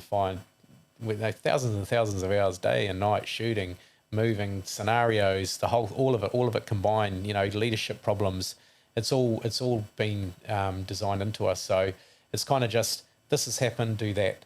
This has happened, do that. It's just bang, bang, bang, bang, bang, and it's just constantly moving and manoeuvring to put pressure on them and get on them quickly, get them focused on you, and get their focus away from doing stuff to the hotel guests. Yeah, because just before you said, there was a guy dead, sending an email, that was a shame.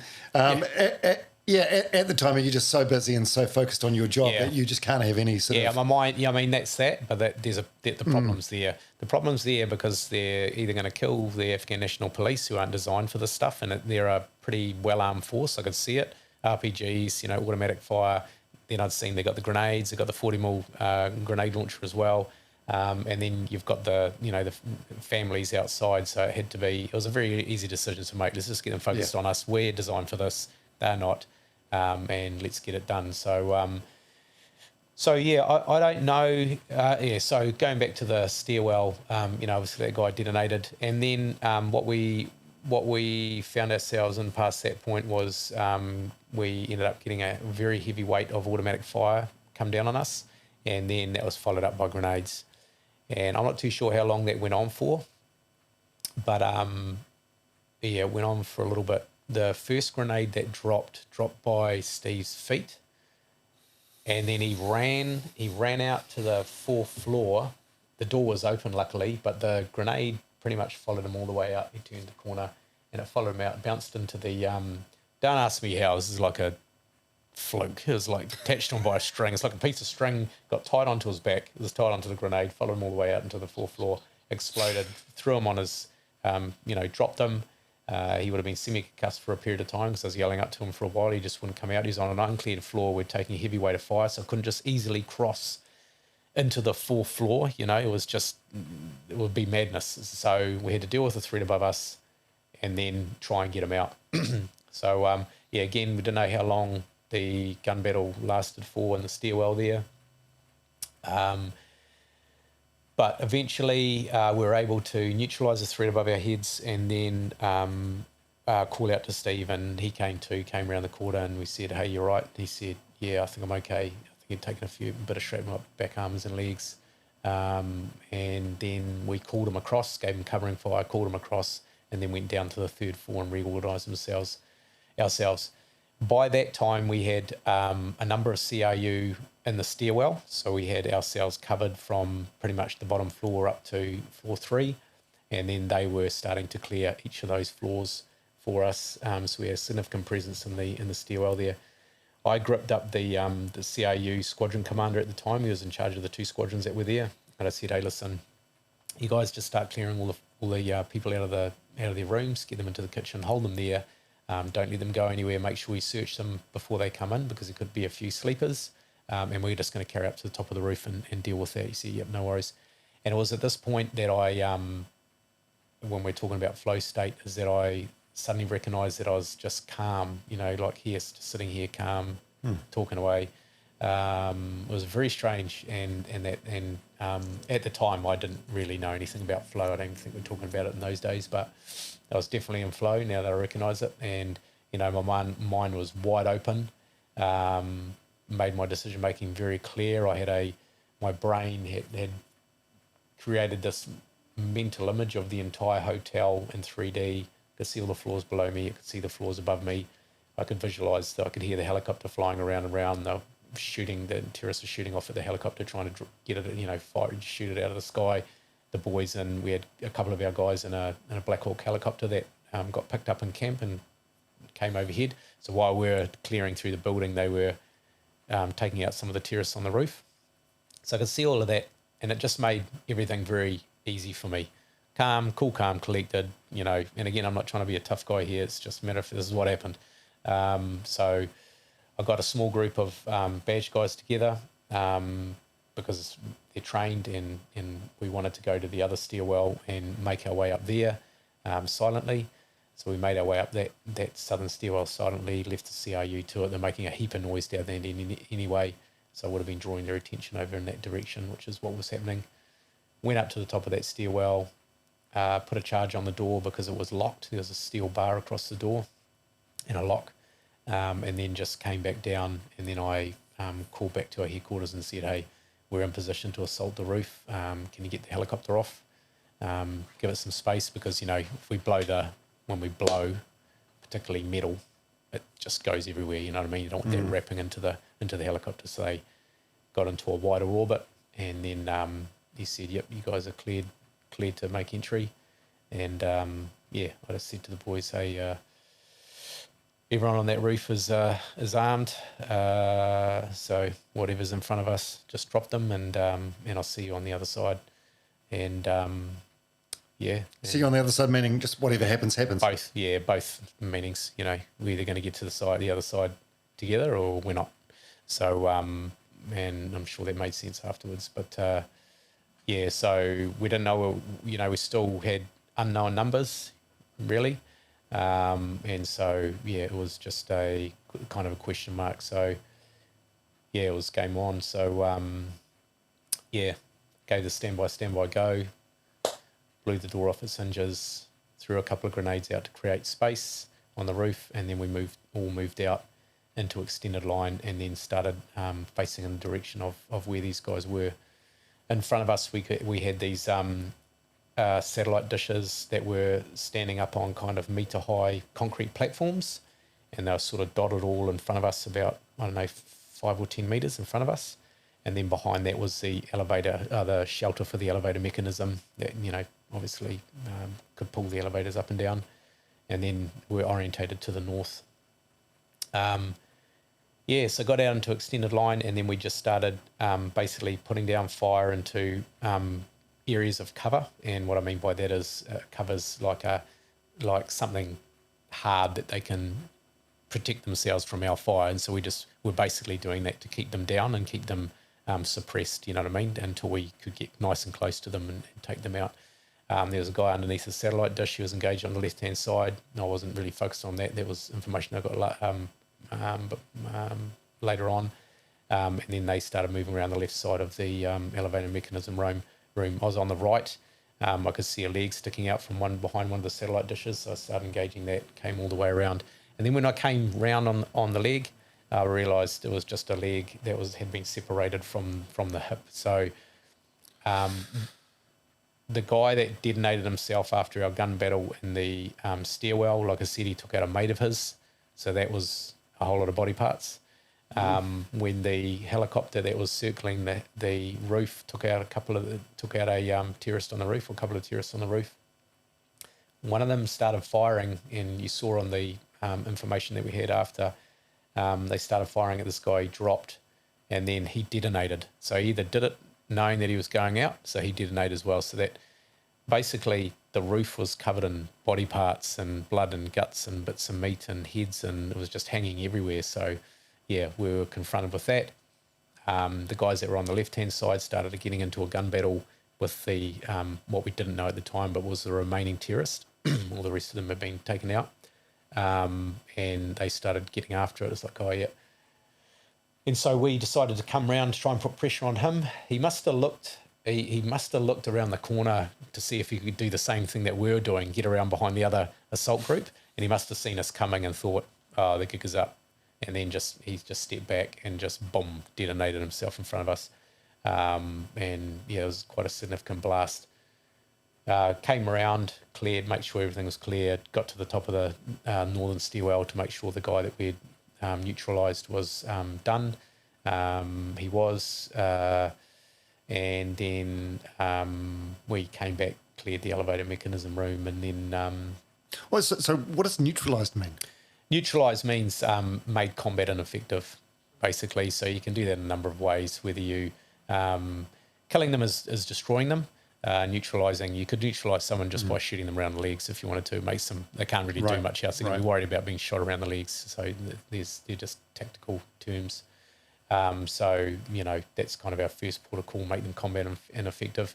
And, when we're in the stairwell, we were just making sure there was no more rounds coming down on our heads, and grenades.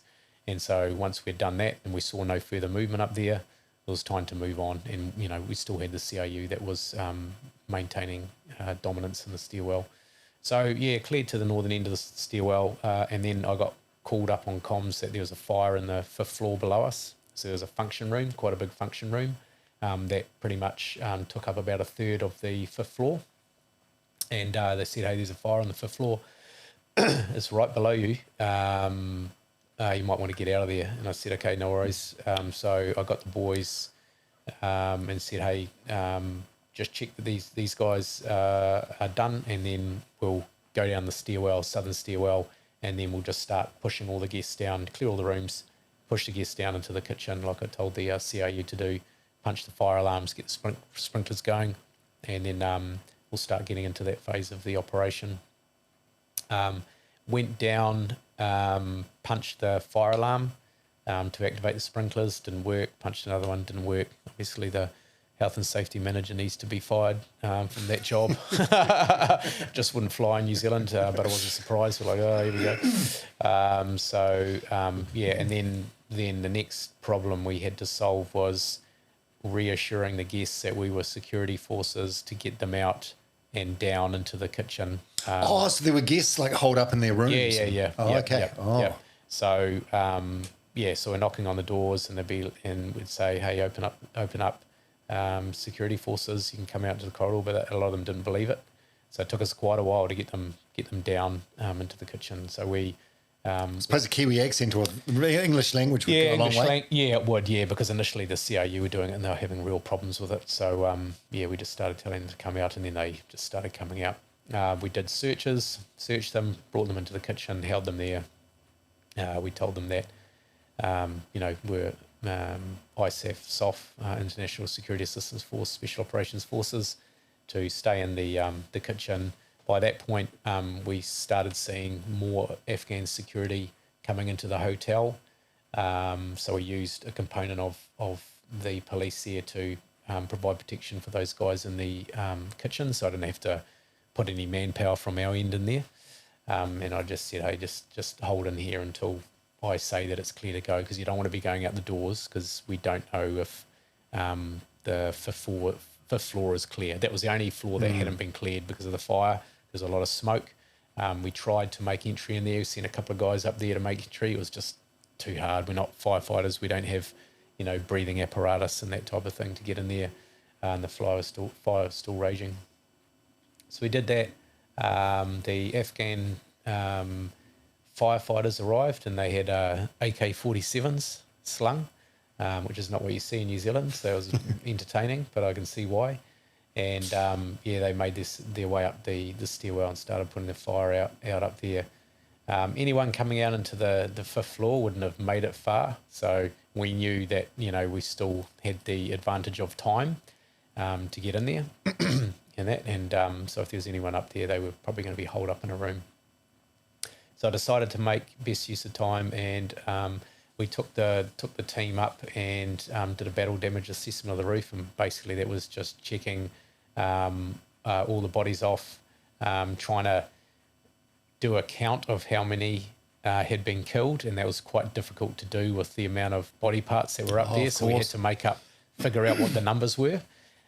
We also had to... So you're counting limbs or heads or things? Pretty much, yeah. And then we had to make safe the suicide vests. So I had explosive ordnance disposal guys that were part of my team as part of our enabling force behind the assault group. So they went in and did their work. We counted the dead. We cleared weapons, as in taking the magazine off and making sure they were safe, because it was now a crime scene. And, the Afghan police have to go through due process. And at that time, again, we had more and more security forces coming in because we had taken the roof, and suddenly they had confidence. So people started turning up with vests on, because some kind of forensic investigation people. It's quite strange. So we're up there doing battle damage assessment. I called back to our headquarters, just telling them where we are in the battle. The fifth floor was still raging. We sort of sat up there, had a bit of a chat. And then by this time, it was about 4:30 in the morning. Now, I've only just kind of come to the realisation of time and how long it took us to get from the bottom of the car park up to the roof. And we hit the roof at around about 4 a.m. So we arrived at probably 11. So it took us 5 hours. Wow. 5 hours. And this is what I mean. I have no concept of 5 hours was about an hour. That's what it felt like. 5 hours was... So it's interesting how the brain works. Well, you're just hypervigilant that whole time, aren't you? That's it, yeah. And this is what I mean. It's just, weird. 5 hours. So, 5 hours had passed. We're standing up there and then all of a sudden, automatic fire just... the sun had come up because it comes up quite early in the morning, about 4 o'clock or 4:30 in the morning. And all of a sudden, some automatic fire just starts flying out of the fifth floor. And we're sort of just standing around, and next minute we started taking rounds. So we all hit the deck, an automatic fire, and it just started coming from all directions, thinking, man, what's going on here? And I remember thinking, they're smart. They've decided this is planned. This is the second stage of their plan, so they're probably shooting at us from the high ground. So we looked around, but I couldn't see any firing points, and it was still coming in. And then we realised we were being shot at by the inner cordon. So the inner cordon had probably thought, well, it's kind of over. Maybe they'd turned away. Maybe they're having a chai and smoking, and then the automatic fire occurred. They turned around, saw some heads up on the roof, and then they just started having a crack. And so we're very lucky that nothing happened there. So we hit the deck, crawled to the edge, waved out, and, they waved back and the firing stopped. So, that was interesting. And then I said, hey, where's the CRU? And our interpreter said they got in their vehicles and went back to Camp Olympus because they're going to reorganise just in case there's another attack in the city. And I said, who told them to leave? And they said, they make their decision by themselves. And I thought, here we go. So now we had the problem of only having a very small team. We had one minimum more terrorists to take care of. And now we didn't have communications with the inner cordon, which was going to pose problems. But I didn't think it was going to be a problem now that we'd identified ourselves on the roof. But yeah, it did. So I said, okay, cool, let's put fresh magazines on our weapons. Let's go down there and sort this guy out. So we went down there, went down onto the 5th floor. The fire was out at that point, or the firemen were just in the late stages of putting the whole fire out in the 5th floor function room. And we went down there and we're just trying to figure out how we could get into the corridor because the whole function room was just destroyed. And it looked a little bit difficult to get to the other side, and it was an open space as well, which is not ideal. So while we were looking, out of the smoke, out of the corridor, come these 3 guys, and they were pilots. They were Russian pilots dressed in their white short sleeve shirts with their peak caps and their trundler bags, their carry-on bags, just trundling along, made their way out, and we went, are you guys all right? And they went, good. And then they left. What the fuck? Yeah, I know. It was just random, and they're all just clean, creases in their arms and stuff like that. I was thinking, where have they been? guys, what have you been up to? And just walked out, and then obviously got in the taxi and headed out to the international airport to take, to get jumped into the plane. I was thinking, what the hell? This is crazy. It's so weird. It's just random. So we ended up. There was a balcony that went round the side of the down the western side of the hotel, and then went into the 5th floor.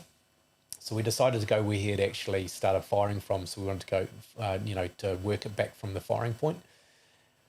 So we started going down the balcony, and in the middle of the balcony was air conditioning ducting, and then past that were expended cartridges from his AK-47. So we're like, okay, cool, that's where he's done his thing. So we stopped short of the air conditioning ducting, and the air conditioning ducting will become apparent later on, but we stopped short of it, luckily, and then we started discussing whether or not we'd throw a grenade in there or a flashbang. We said, well, we don't, we just saw 3 guys come out, with their suitcases, so maybe we'll just put in a flashbang grenade. And essentially what a flashbang grenade is, it's non-lethal. It's a grenade that has a whole lot of explosives all around the outside of it, but they just make the grenade, bounce around, and it doesn't do much damage. It might hit you in the head, and that's about it, but it's kind of a non-lethal option. So they just sort of, you just bewildered after. Just distraction, okay. Yeah. It sort of just distracts you and throws you off your equilibrium.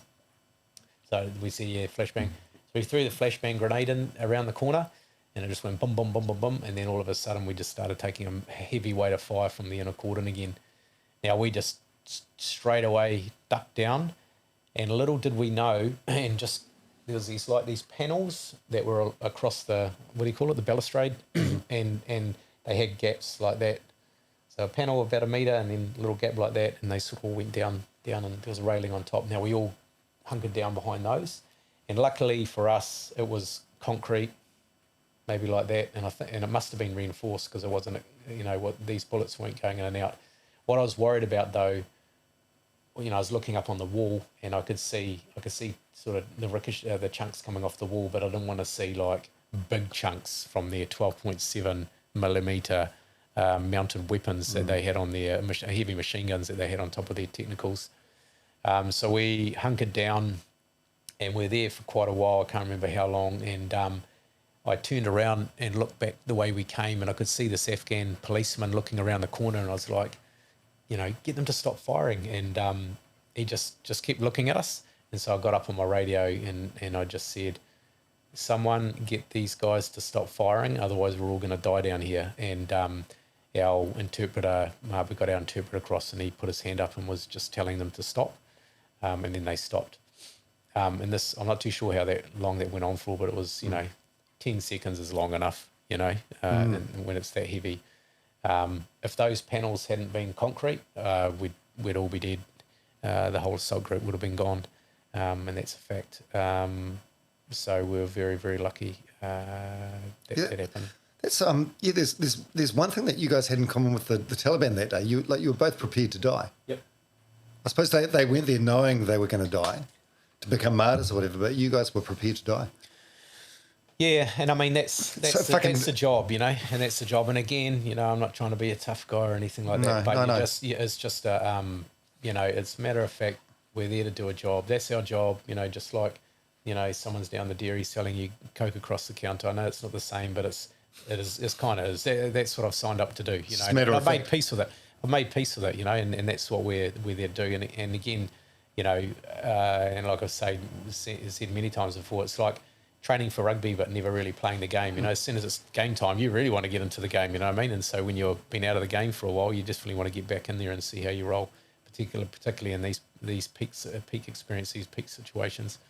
So the firing stopped. Very lucky to get away with that. Steve was in front of me, and I said, "Is everyone okay?" And Steve said, "Oh, I think I've been shot through the side of the head." And I was like, "What?" He was just in front of me, so he turned around and said, "Give me a look." And he said, "Oh, just in through here." And I had a look at him, and the round, I don't know what happened. It must have been a ricochet, or I'm not too sure if his head was too far back in between the gaps, but it had gone just straight through there and might have just skimmed off his skull, and his ear was severed. Trump style. Pretty much. Yeah, pretty much. Yeah, and so I looked at him, and he looked at me, and I said, "Have you had enough?" I had to take the opportunity. This is humility, right? It sounds crazy. Coping mechanism, It sounds right? crazy. Well, that's what I mean. It sounds crazy. And he looked at me and he smiled, and I went, "Have you had enough yet?" And he goes, because he had just been, he'd been down in the stairwell, got grenaded. Now he's up here, shot through the side of the head, and he starts laughing. And I said, "Yeah, you're going to hospital now." And he goes, "No, I don't need to go to hospital." And I said, "You're going to hospital. I'm taking you out." You know what I mean? But this is the mindset. Again, selection, one foot in front of the other, get the job done. You know what I mean? Like, that's it. Like, the job's not done yet. But, once that happened, everyone else was fine. And I just said, "That's it, man. Like, this is going to go pear-shaped. We don't have comms with the inner cordon, and we've just been shot at by them twice. This was a little bit too close. There's plenty of security inside the hotel now. They can sort this out." So we're all happy with that.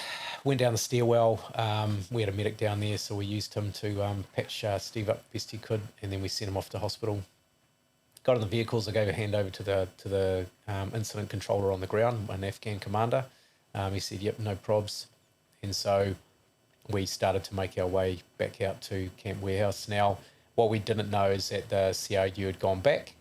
They'd got wind of the terrorist that had shot out through the top floor, and they were told to come back and sort it out.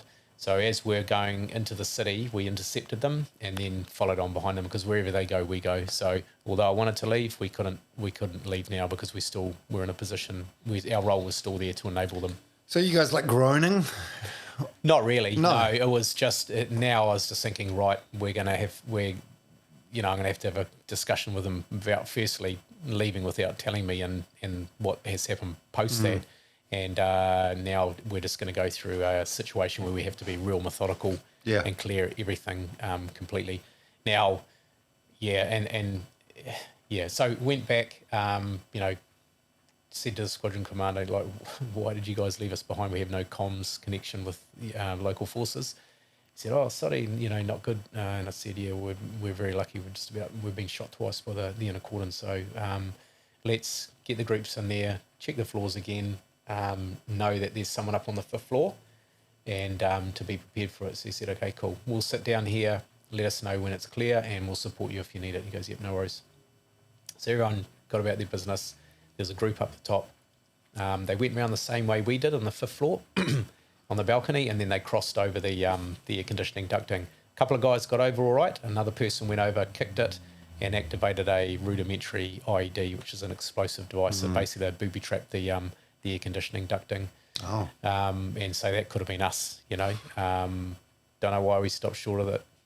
Who knows? Just luck? Yeah, just luck again. And so one of the CRU guys ran back down who connected it, and he had a big chunk out of his arm, so we patched him up, and then he went off to hospital. So we ran up to the 5th floor again, got our EOD team to drag clear the rest of the debris, just in case there's any other IED in there. And what they'd done is, just pausing that, going back to the start, when they first went into the initial attack, so they went in there, obviously killed some guests, took positions up in the hotel, the roof, and then they started rigging up little tripwire grenades around the place. So they rigged the place up as well, just with secondary explosives. So we had to be careful of that. And that actually claimed a few lives after we left as well. Again, we didn't have the capability to do we had a smaller, reduced number of Special Forces soldiers. We had to leave it over to bigger entities to go through there and do a proper clearance of the hotel in terms of clearing of explosives and bits and pieces. We could only do so much. We're essentially one assault group, which is not ideal. So anyway, went up there, cleared this air conditioning ducting, went into the 5th floor, grabbed some of the CRU guys, and so we had to do manual entry into these rooms because, you know, we weren't set up for 150 rooms in a hotel. You know, we're essentially doing high-risk arrests in the city, and, you know, compounds which were quite small, you know, like a house like this, or out in the rural areas. So, you know, to do a hotel like that, you need, you know, quite a number of people with specialist explosives and you know, people with different roles. So we had to do it manual, as in using a huli bar and a bar that can open doors, or, you know, just kicking the doors down. So we're using the CRU to do that. They blew out quite quick, so we had our guys sort of getting in the mix with them. So we got sort of halfway down the corridor, and we're making it our way. I was on a right angle, and so the door's like that, and I was on a right angle here. The entry team were making their way in this way. So they cracked the door. As soon as the door started opening up, bam, there was a massive explosion, and everything just disappeared into a ball of dust. At this point, and I've never had it before, and I've never had it since, and hopefully I don't have it since, but everything went into slow motion for me. So the camera started slowing down. Obviously, I now know that my brain is, you know, is wide open and trying to absorb the information that's in front of it. And I just saw the smoke slowly clear, and then out of it, the CRU was sort of just slowly trying to crawl their way out of the rubble. And I could see look of, you know, shock and disbelief on their faces. I grabbed them as they went past, pulled them past me, and then I could hear someone call out, "Man down," and the smoke slowly sort of disappeared, and directly opposite the door, one of our guys was slumped up against the wall, and so I could see him, and I just ran in. Everything started to speed up again. Grabbed him, picked him up, pulled him out of the way of the door, and into the next room, because they're all made of concrete. And I said, "Are you right, man?" And he was non-responsive, as in he was conscious but not responding to verbal cues. And so I ran him down the corridor, put him in a chair. He was white. He had a few cuts to his face and in his arms, and he started to go unconscious. So I just yelled in his ears to stay awake, and then we started to patch him up. I started getting involved in that because he's a mate of mine, and then, you know, as a ground commander, you shouldn't be getting in on the finer details. So I pulled myself back, got the guys to get on him, and then I moved down the corridor to see if I could help with anyone else. Got down there, the room was destroyed. You know, the water pipes were severed there's water spewing everywhere. The whole room was just destroyed. I could see other CRU members getting pulled out down the corridor. They were injured. And I said to my mate, one of the other operators there, I said, what was that? Was it an IED that was connected to the door? It was a suicide vest. He said, it's a suicide vest. And I said, how do you know that? And he said, his head's at the door. Oh. Yeah, so, when they have these suicide vests, generally what happens is their head pops off, and his head was sitting right there at the door. So it's like, oh, yeah. So what he had done was, he had heard us coming down the corridor, and he was just playing the waiting game, waited for us to come all the way in. And then as we started making entry, he just walked straight up to the door. Bob detonated himself. In the hope of ideally killing a couple of people and taking them out with him.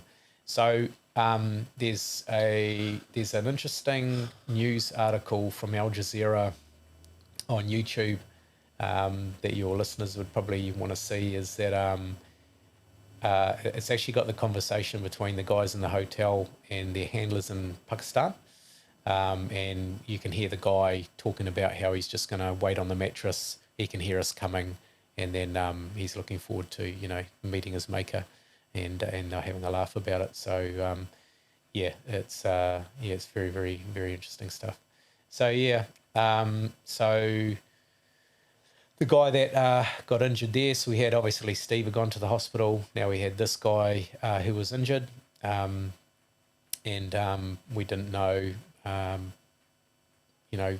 What was potentially wrong with him, other than the superficial wounds that he had. Well, not superficial; they're pretty significant. But we needed to get into a hospital so he could really get checked out. By your standards, they're superficial. well, yeah. It's more not superficial, but to a point where our area of first aid expertise comes to the limit. Okay, and so we need to get him off to someone else just in case things go terribly wrong. Like the fact he'd had a whole lot of ball bearings fired at him. Meant that some of those ball bearings were inside of him, and interestingly enough, they found when he got to the hospital that one of the ball bearings, I think it ricocheted off his collarbone, could be wrong, but it actually, I think it went into his chest cavity and potentially even punctured his lung, and he was tensioning just before he got tension pneumothorax just before he got to the hospital. So lucky we got him out of there. So that was it for me. Done. We'd taken 2 casualties. I had a small team. I had to think about, an operation that was coming up in 3 days' time. So, there's a lot of things to think about there. How long is it going to take people to come from New Zealand? Quite a long time. And then they have to be inducted. So, I just thought, things are going from bad to worse. If there's anyone else in here, I'm just going to let the CRU deal with it. They can do it themselves past that point. So, we bailed out of there, left the CRU to it, and then came back and got the other guy to hospital, checked in with him, made sure Steve was all right. The guy that we pulled back from the 5th floor, he ended up going to Germany straight away.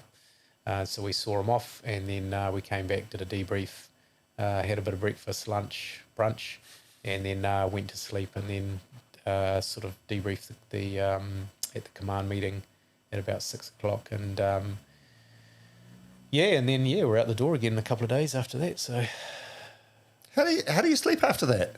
In terms of Very well.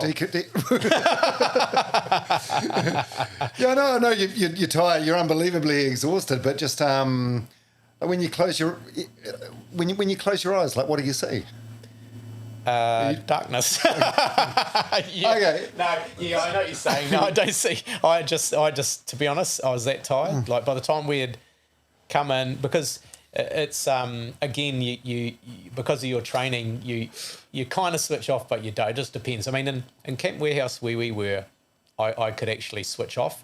In Camp Olympus, where I was at in a previous tour, that was where it was difficult to switch off because you're registering straight outside the gate. Whereas over in Camp Warehouse, you've got a full coalition force looking after your security, and so I could actually sleep. So, by the time I went back, done the debrief, went and had a feed, had a shower. As soon as I had a shower and I was out of my gear and my weapons were away, it was sort of like my brain was like, oh yeah, we're done. And then it was just, because you can imagine the adrenaline that's being secreted over a 10-hour period. It's just, the whole flooding the the system.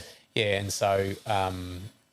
and so I just I'm quite good like that. I can go to sleep in 30 seconds. Ask my wife. you guys are like deprogrammed human beings, aren't you? Yeah. In what way? Like it just how matter of fact, you know, you have to do everything like in an environment like that. It's just so matter of fact. It's like you're robots in a way. Yeah, it's like there's no you have to remove every bit of emotion from it, really, don't you? And that's the thing. And again, this is the beauty of doing training that is as close to realism as possible, and that's what we're trying to do. Is trying to get that realism in training with everything. And so that's what sets you up for success. And I think, you know, research shows that is what helps with the your mental health as well post a lot of these incidents. Because if it was anyone else, you know, they'd probably have nightmares for the rest of their life. But for us, because it's been repetitive training over and over and over again, it's like, oh yeah, okay, cool. Still a very significant event. You're being shot at. You know, there's been massive explosions. But again, you know, standing a right angle at that door and the explosion go off, it was a shock.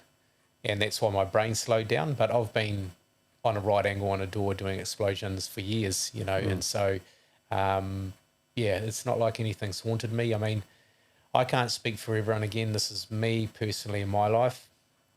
But I'm sure, you know, if I get in it deep with a lot of the guys, they may have had different experiences post that, and it just depends. But that's my perspective.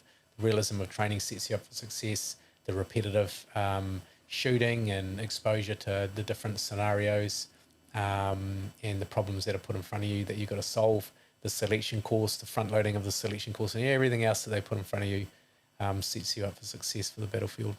And after a night and day like that, is there a lot of paperwork, like a big incident report or a review? You know, yeah, you've got to write a report, and then that gets presented to the senior national officer, and then he represents that at the ISAF soft level, so the coalition level, to the 4-star general, because attacks like that, clearly you need to be briefing.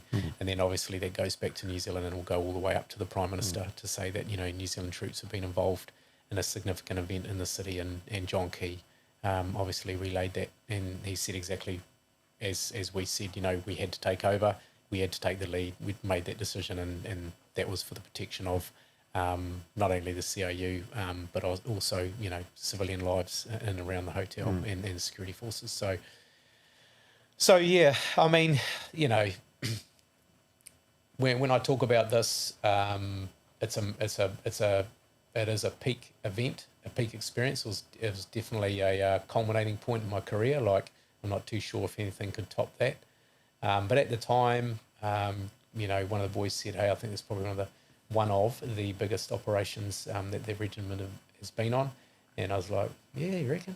You know, sort of just tossing it up, you know. But again, I was on the phone, you know, I was talking to headquarters, and I was still in process mode, you know, and we really were only halfway. And I was like, yeah, I guess so. And it didn't really dawn on me until, you know, I got handed the letter stating that I was going to get presented with the Gallantry Star. And even then I said to the CO, "Are you sure? Do you reckon it's worth that?" And he said, "Well, I don't make these decisions." So... yeah, I don't know. Shit, it makes me think, what the hell do you have to do for a VC? Oh my God. Do you? Yeah. This might be an entirely inappropriate question. But do you know how many people you killed that day, or in total? So we took all 9 of them out. Right. Yeah. So we just hunted them down. So between us and the guys in the platform above our heads, 9. They're bad people, so it feels like you're removing a cancer. You're actually saving lives by taking lives. Yeah, it's a one-way ticket. That's, you know, whether you like it or not, they are in there to get the world's media on them. They're there to be martyrs, which is a good thing for them as well, because they think they're going to a better place, and maybe they are, who knows.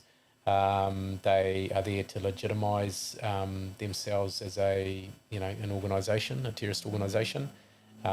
They're there to get to maintain their funding streams, to get further funding streams, and then also recruitment plays a role in that. So they glamorise martyrdom and those operations. And that's all part of what they're about. And, you know, at the end of the day, if we're looking at perspective, then, you know, we're the dark knights, they're the white knights. You know, if you ask me, I'm the white knight, they're the dark knights. It's just that interesting position that we find ourselves in there. But, you know, again, going around and killing innocent civilians and that type of thing is just, you know, not something that the progressive world will tolerate. And it's people like myself and my team and other, you know, people that have come after me and special forces around the world and security forces around the world. That's what we're designed to do, is to meet these guys head on and make sure they don't do any further damage. And when you, I've heard you tell that story, and you tell it so well now on a number of podcasts. Do you, when you tell it, are you sort of on autopilot, or are you? Can you smell it and see? Yeah, every time it's been into my skull. Yeah, I can walk it through in my head. Oh, thanks for sharing it, because I know I'm sure it's not easy. Yeah, yeah, I've talked about it so much. It's yeah, but the best thing about it is actually extracting further information from it. Like, I didn't actually realise until you know, the last few hours actually that it took us about 6 hours to get up to the roof. I didn't really think about it, and now I'm like, man, where did that time go? should have taken the lift. Wait, quicker. Yeah, maybe I should have put the stopwatch on. And yeah. Okay, so that was 2011, and then 2016, your son's born and you're suffering burnout, and that's when you leave the army. So you did five more years. Yeah, was there a moment or an incident in particular that you realised, fuck, I got to get out. I got to do some work on me? Yeah, so by the time I was leaving, I realised that I was just tired, all the time tired. I was burnt out. I did have long and short-term memory loss. And you're probably thinking, did you have any memory at all? And no, I didn't really. That became apparent, that raised its head when I noticed that a friend of mine who I'd served with in battalion in the regiment, known him for 20 years, came into my office and we're having a chat, and then he left, and I was thinking, what's his name again? And I had to look on the computer to find his name, and I was thinking, this isn't good. I wonder why this is happening, you know? And I found I had to have my notebook with me at all times, and I had to write everything down, otherwise I'd forget it. And you're only 42 at this point. 41, 42? 40, 41. And then I noticed that I was sort of just dragging my feet when I was walking around. I'd trip over the doorstep. I'd always trip over the doorstep. I'd be sitting right in like this in meetings, and people would be like, you know, sit up. Like, what are you doing? Sit up. And I was sitting inside myself. You know, it was very strange. And I remember talking to my wife and on a Sunday night, and I just said, man, I think that's it, you know. And it's a hard realization because it's really hard to get in there. I've had all these experiences.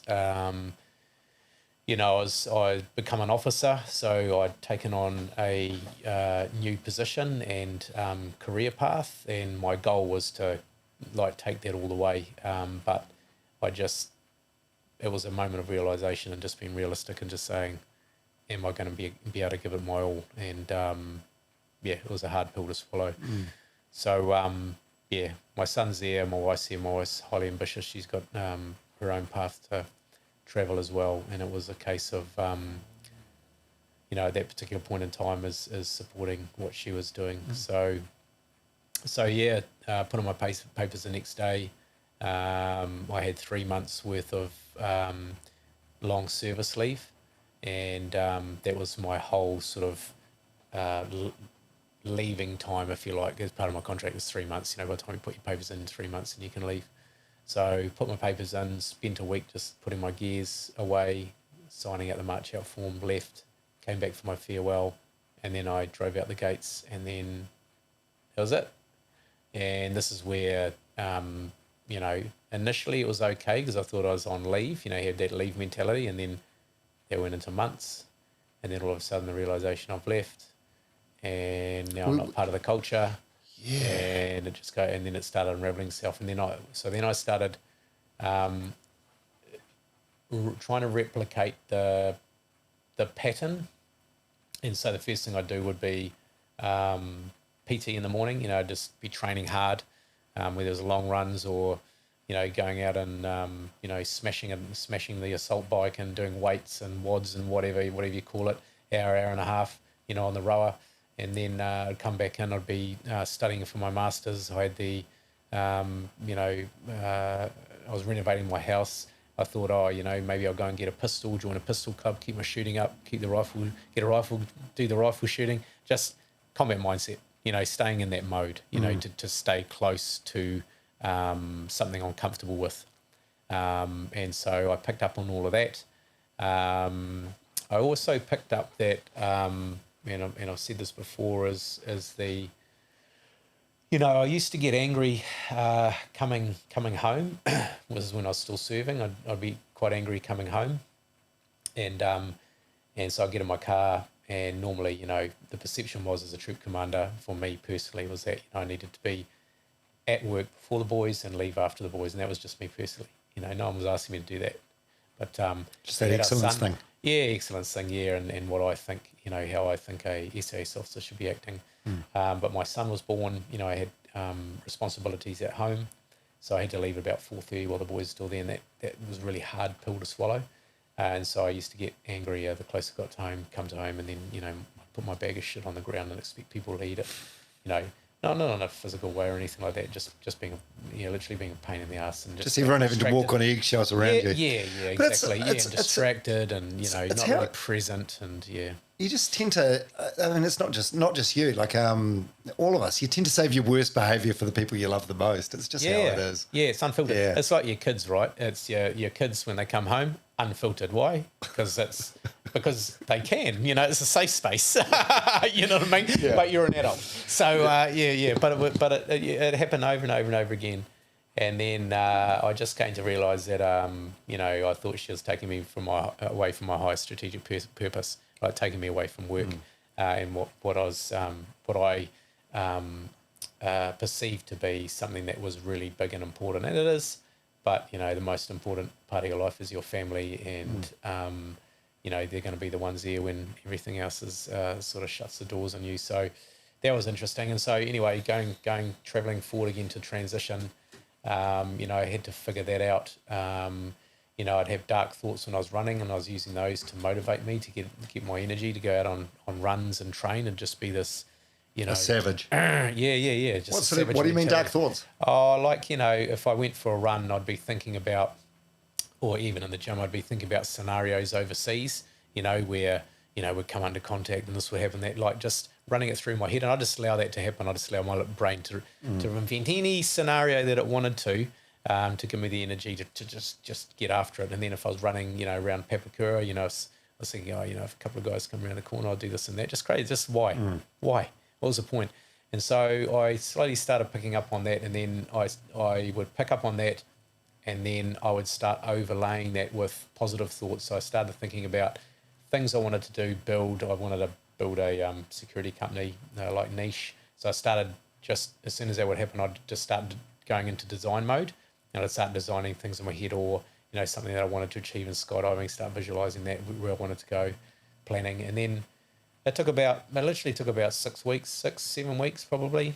And then my mind just changed, and it started going into concept mode rather than the dark thoughts. And I realized I could get energy on that. The other thing was like hypervigilance and being completely aware of your surroundings, like always, no one's going to get me, you know what I mean? Like making sure your head's on a swivel all times. And so I had to shut that down. That was a hard one because, I didn't want anyone to catch me out, on the trot, like if someone got me, I'd be like, man, I should have known, or sitting in the corner, with your back against the wall, observing the entry to the restaurant or wherever you're sitting. I mean, all that's just playing in your mind. So I had to. That was hard. Well, you even did that today when you arrived at my apartment. There's a I know. thing over the road. You're like, what's that? I'm already there? watching. Yeah, I'm already looking. What's that thing over there? Yeah. I find that I have definitely switched a lot of that stuff off. I'm a lot more calmer. Things don't draw me in as much as they used to. But yeah, it was just recognizing all these things, a distraction of, things that happen on operations, things that you have to do, and where you need to be. And I'm still working on it. I'm by no means the finished product. I mean, we're all living in a fast-paced world. We're all busy and stuff like that, and trying to be present at one particular point in time gets quite difficult. And so, it's trying to make sure I've got time for my son and my wife at the end of the day, and I'm talking and giving them a hug and a kiss and that kind of thing, and doing the same when I leave. Otherwise, that time passes and you wish you'd had it back. So it was quite difficult. It was a very tumultuous period between my wife and I. She's had some experiences overseas as well in critical incidents. She was an officer in the New Zealand Army, and she spent some time away in Israel. We lived in Israel for a year, and she was a UN military observer, and she got taken hostage. So she had some stuff that she had to work out as well, even though she's a psychologist. So for a while there, it was just beating each other up a little bit, not physically, just with words, and just working things out. And I think we're in a better place. We're still very busy, but I think we're sort of sitting on the floor, death by 1,000 cuts. You know what I mean? And it's like, we're a lot better than what we used to be. That's for sure. But it's taken quite a bit of time, and this is the path you travel. And so, if you either do or you don't. If you just either do or you don't. So we've managed to get this far because we're quite strong-minded, and we've decided that our relationship is worth holding on to, and for our son's sake, not only for us, but so still a lot to work on. I mean, some of the things some of the low-hanging fruit things do bode well in your recovery, and definitely the meditative breathing. I've heard you talk about this, box breathing. What is that? Yeah, box breathing. So box breathing is, 4 seconds in, 4 seconds hold, 4 seconds out, 4 seconds hold, and you just go round and round. And, for me, I sort of start doing that deliberate breathing, like full amount of air in the lungs until you feel the pains, and you hold it, and then, breathe all the way out. So you've got exactly no air in your lungs, and you hold it for 4 seconds, you just go around the box. Now, I do that for 20 cycles. That sort of dials me in. And then I just go to normal breathing, and then I start focusing on other areas of my body, whether it's my, the wind playing with my hair, or, I can feel stuff going across my face, the nose, my shoulders, and then I go all the way down. And then I get to a point where I'm just listening to my heartbeat and trying to feel it in my fingertips, which is, acute sensory sort of dialing in on that. So it gets your mind away from your thoughts. And what will happen is that, as you're going through that process, your mind starts drifting and wants to drift out into other areas. Might be something that you're wanting to do shortly. You've got a time to meet, or something that's happened in the past, but you need to be present here, or, you hear the sound of a horn going off from a car, but you've got to bring yourself back into the present moment. So all you're really training there is refocusing. So focusing is one thing, but refocusing is a real skill. You bring yourself back again and again and again to the present moment, and being present in the present moment.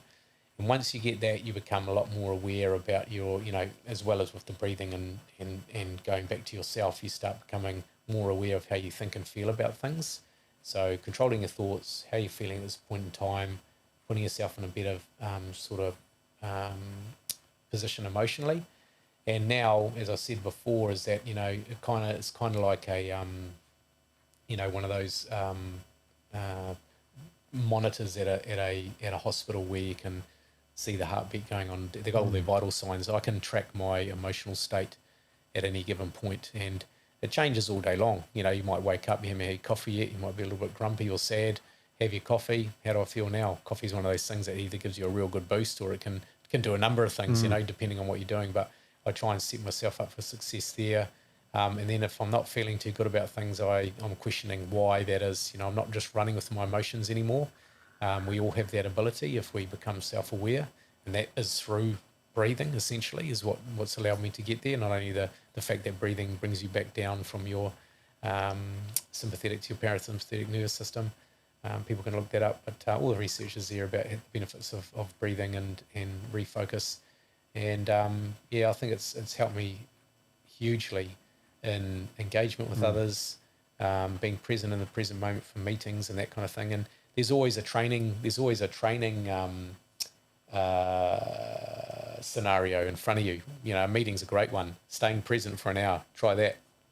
Completely present, listening to the person talk to you or talk to others, and staying right there in the conversation and not letting your thoughts dribble away anywhere else, you know. So breathing can do that, and sort of that concrete focus at particular points. But yeah, it's helped me out greatly just to get a grip on my thoughts and what, you know, I should be thinking about, and what I let in and what I don't let in. It's a lot of work though, and you've done it all yourself. Yeah, essentially. Out of necessity, do you think? I think so, yeah. But, you know, things happen for a reason. I've done some professional courses looking at these things as well. And, you know, again, the research is out there. It's just all the information is out there. It's just, again, it comes back to you and whether or not you're going to apply yourself to it and in a long period of time. With the mental stuff, I think that, you know, there's three things we can train: our mind, body, and our craft. Mm-hmm. We're always good at the craft and the body stuff, you know, our work or whatever it looks like, and arguably the body. But the mental stuff we don't really put much into. We just roll with our character traits and think, well, that's just me. And yeah, it is, but you can identify some of the areas where, you know, things may not be or may not suit this particular situation. And particularly for military people, you know, a lot of the traits that we were developed into us over time do not have a place in a normal sort of situation, you know, whether it's with your talking to your family and talking to your wife, or, you know, one of those things that I had to get past was, you know, high expectations of myself and others, and I had high expectations of my wife and my son. I mean, it's just garbage. It is, you know, it's just, you know what I mean? Yeah. Like, they're your family. You let some things go. Yeah. And is that where the book, I've heard you talk about this, Breaking the Habit of Being Yourself, is that where this comes in? Yeah. Yeah. Who needs to read that book right now? What sort of person? Anyone that wants to look at their, to figure out, to become more aware of their character traits and see what part of your being, basically your state of being, needs to be changed. I think that, yeah, he does a really good job of helping you understand how we think and feel, and then how to break those character traits down, because, you know, as research suggests, at about 35, I think our character traits are pretty set, but there is room for improvement if you want to put in the hard work. I mean, Arnold Schwarzenegger didn't get to be the, you know, whatever 8-time Olympia champion and grow big muscles by sitting on the couch. You've got to do the work, the deep work. And so again, all the information is presented to you. It's just whether or not you want to dial into it. I've read, there's 3 books that have been pretty beneficial for me. It's Into the Magic Shop by Dr. Doddy, I think, yeah. Jonathan Haidt, The Happiness Hypothesis, and Breaking the Habit of Being Yourself, but buy my book. Yeah. You can read them after you've read them. Well, there's 4 books now. Serviceman J, yeah. But those have been pretty beneficial, and they all sort of cut across the same concepts around breathing, visualization, refocusing, and breaking down your character traits and being a better human being. Yeah, but as I was saying when I was giving you flowers at the beginning of the chat, like, you can read a book, but if you don't implement any of the strategies, you learn nothing. You know, nothing changes. Nothing changes. Not at all. And it's a lot. You know, and that's the thing. If you want to get good in anything, you got to do reps. You know what I mean? Like yourself. You know, I don't think you just got up one morning and started running marathons. You know what I mean? You got to train up for it. It's like anything. Yeah, we're human. It's it. Yeah. Skill fade's a real thing too, by the way. What is? Skill fade's a real thing. You know, you can't. You're right. You know, you just got to carry. You just got to keep doing it. Keep doing hard stuff. Yeah. Hey, this has been 2.25 hours. Haven't even talked about your rugby league job, where you're working with RTS and Sean Johnson, Summer Mannering, and the Dilworth stuff, which you're doing now, which I can tell you're really passionate about. Yeah. But that's cool. We'll wrap up now. But I think that the exciting thing is you had this long military career, which went from your teens into your early 40s. And then the rugby league thing for a couple of years, and the Dilworth thing. And I suspect you're just going to keep on reinventing, reincarnating with the skills that you've got. Yeah, I think that's probably the biggest takeaway from moving away from 20 years in the military in a high-performing environment like that is, re-identifying who I am has become normal now, whereas it was quite difficult at the start. But I've kind of identified myself 2 times now, not only as a consultant, but also, now working in schools. And I mean, I'm night and day away from, who I was, a decade ago. Still got stuff to work on, but it can be done if I can do it. Most people can do it, but again, you got to put in the work, and you've got to just really look at yourself and seeing what's holding you back. I just saw your hands. Are you a nail biter? Oh, I am. So it's a stress thing? What is that? Nah, I've been an anxiety doing thing? Younger. Yeah, younger. It's all of it. It's boredom, stress. Yeah, it's weird. I do it subconsciously. Yeah. I need to get some fake ones, maybe. Any good nail technicians? Stick on acrylics. Maybe that'll get me to do it. Oh my God, that'd be amazing. Next time you catch up with Willie Apiata, you get some stick-on nails. Yeah, real long ones. Just a couple of quick ones to finish with. What do you miss and not miss about the SAS? I've definitely missed the brotherhood. And I guess I don't miss the amount of time away, basically, that you have. It used to be really awesome at the start, and you get to see some far-flung areas of the earth, and getting down in the dirt with people and stuff like that. But I don't miss that. Are you proud of yourself? Yeah. I'd do it all again. I have no regrets. It's an amazing adventure. If you really want to test yourself, then by all means, front up to selection and see how you go. If you're that type of person, physically, emotionally, spiritually, mentally, you will be tested. And the stuff that you're doing there cannot be replicated anywhere else. In 2011, Jamie, this guy in the picture, what would he make of the guy sitting in the blue velvet chair here now? He'd be proud of you. What are you doing? What are you doing? Shit, you're talking a lot, mate. Yeah. Shut the fuck up. If you're sitting there, he'd be like, you shouldn't be talking about this stuff. Yeah. No, he'd be proud, right? I think he would be. I think he'd be pretty surprised what I'm doing at the moment. He'd be thinking, how did you get there? Because it's literally night and day. I mean, at the end of the day, I was a very staunch SAS senior NCO, guardian of the culture, and those that know me know. I'm sure there'd be a look of shock on his face sitting across here. And that's the exciting thing about life. You never know, with each year or each chapter, what's going to happen. It's cool. That's it. Just got to roll with it. All right. Serviceman J, 2 hours, 17 minutes today, and we're just scratching the surface of a life and a career well led. Hey, thank you so much for your time today, mate. I appreciate the opportunity. It's amazing. It was a great discussion. Yeah. Awesome. Yeah.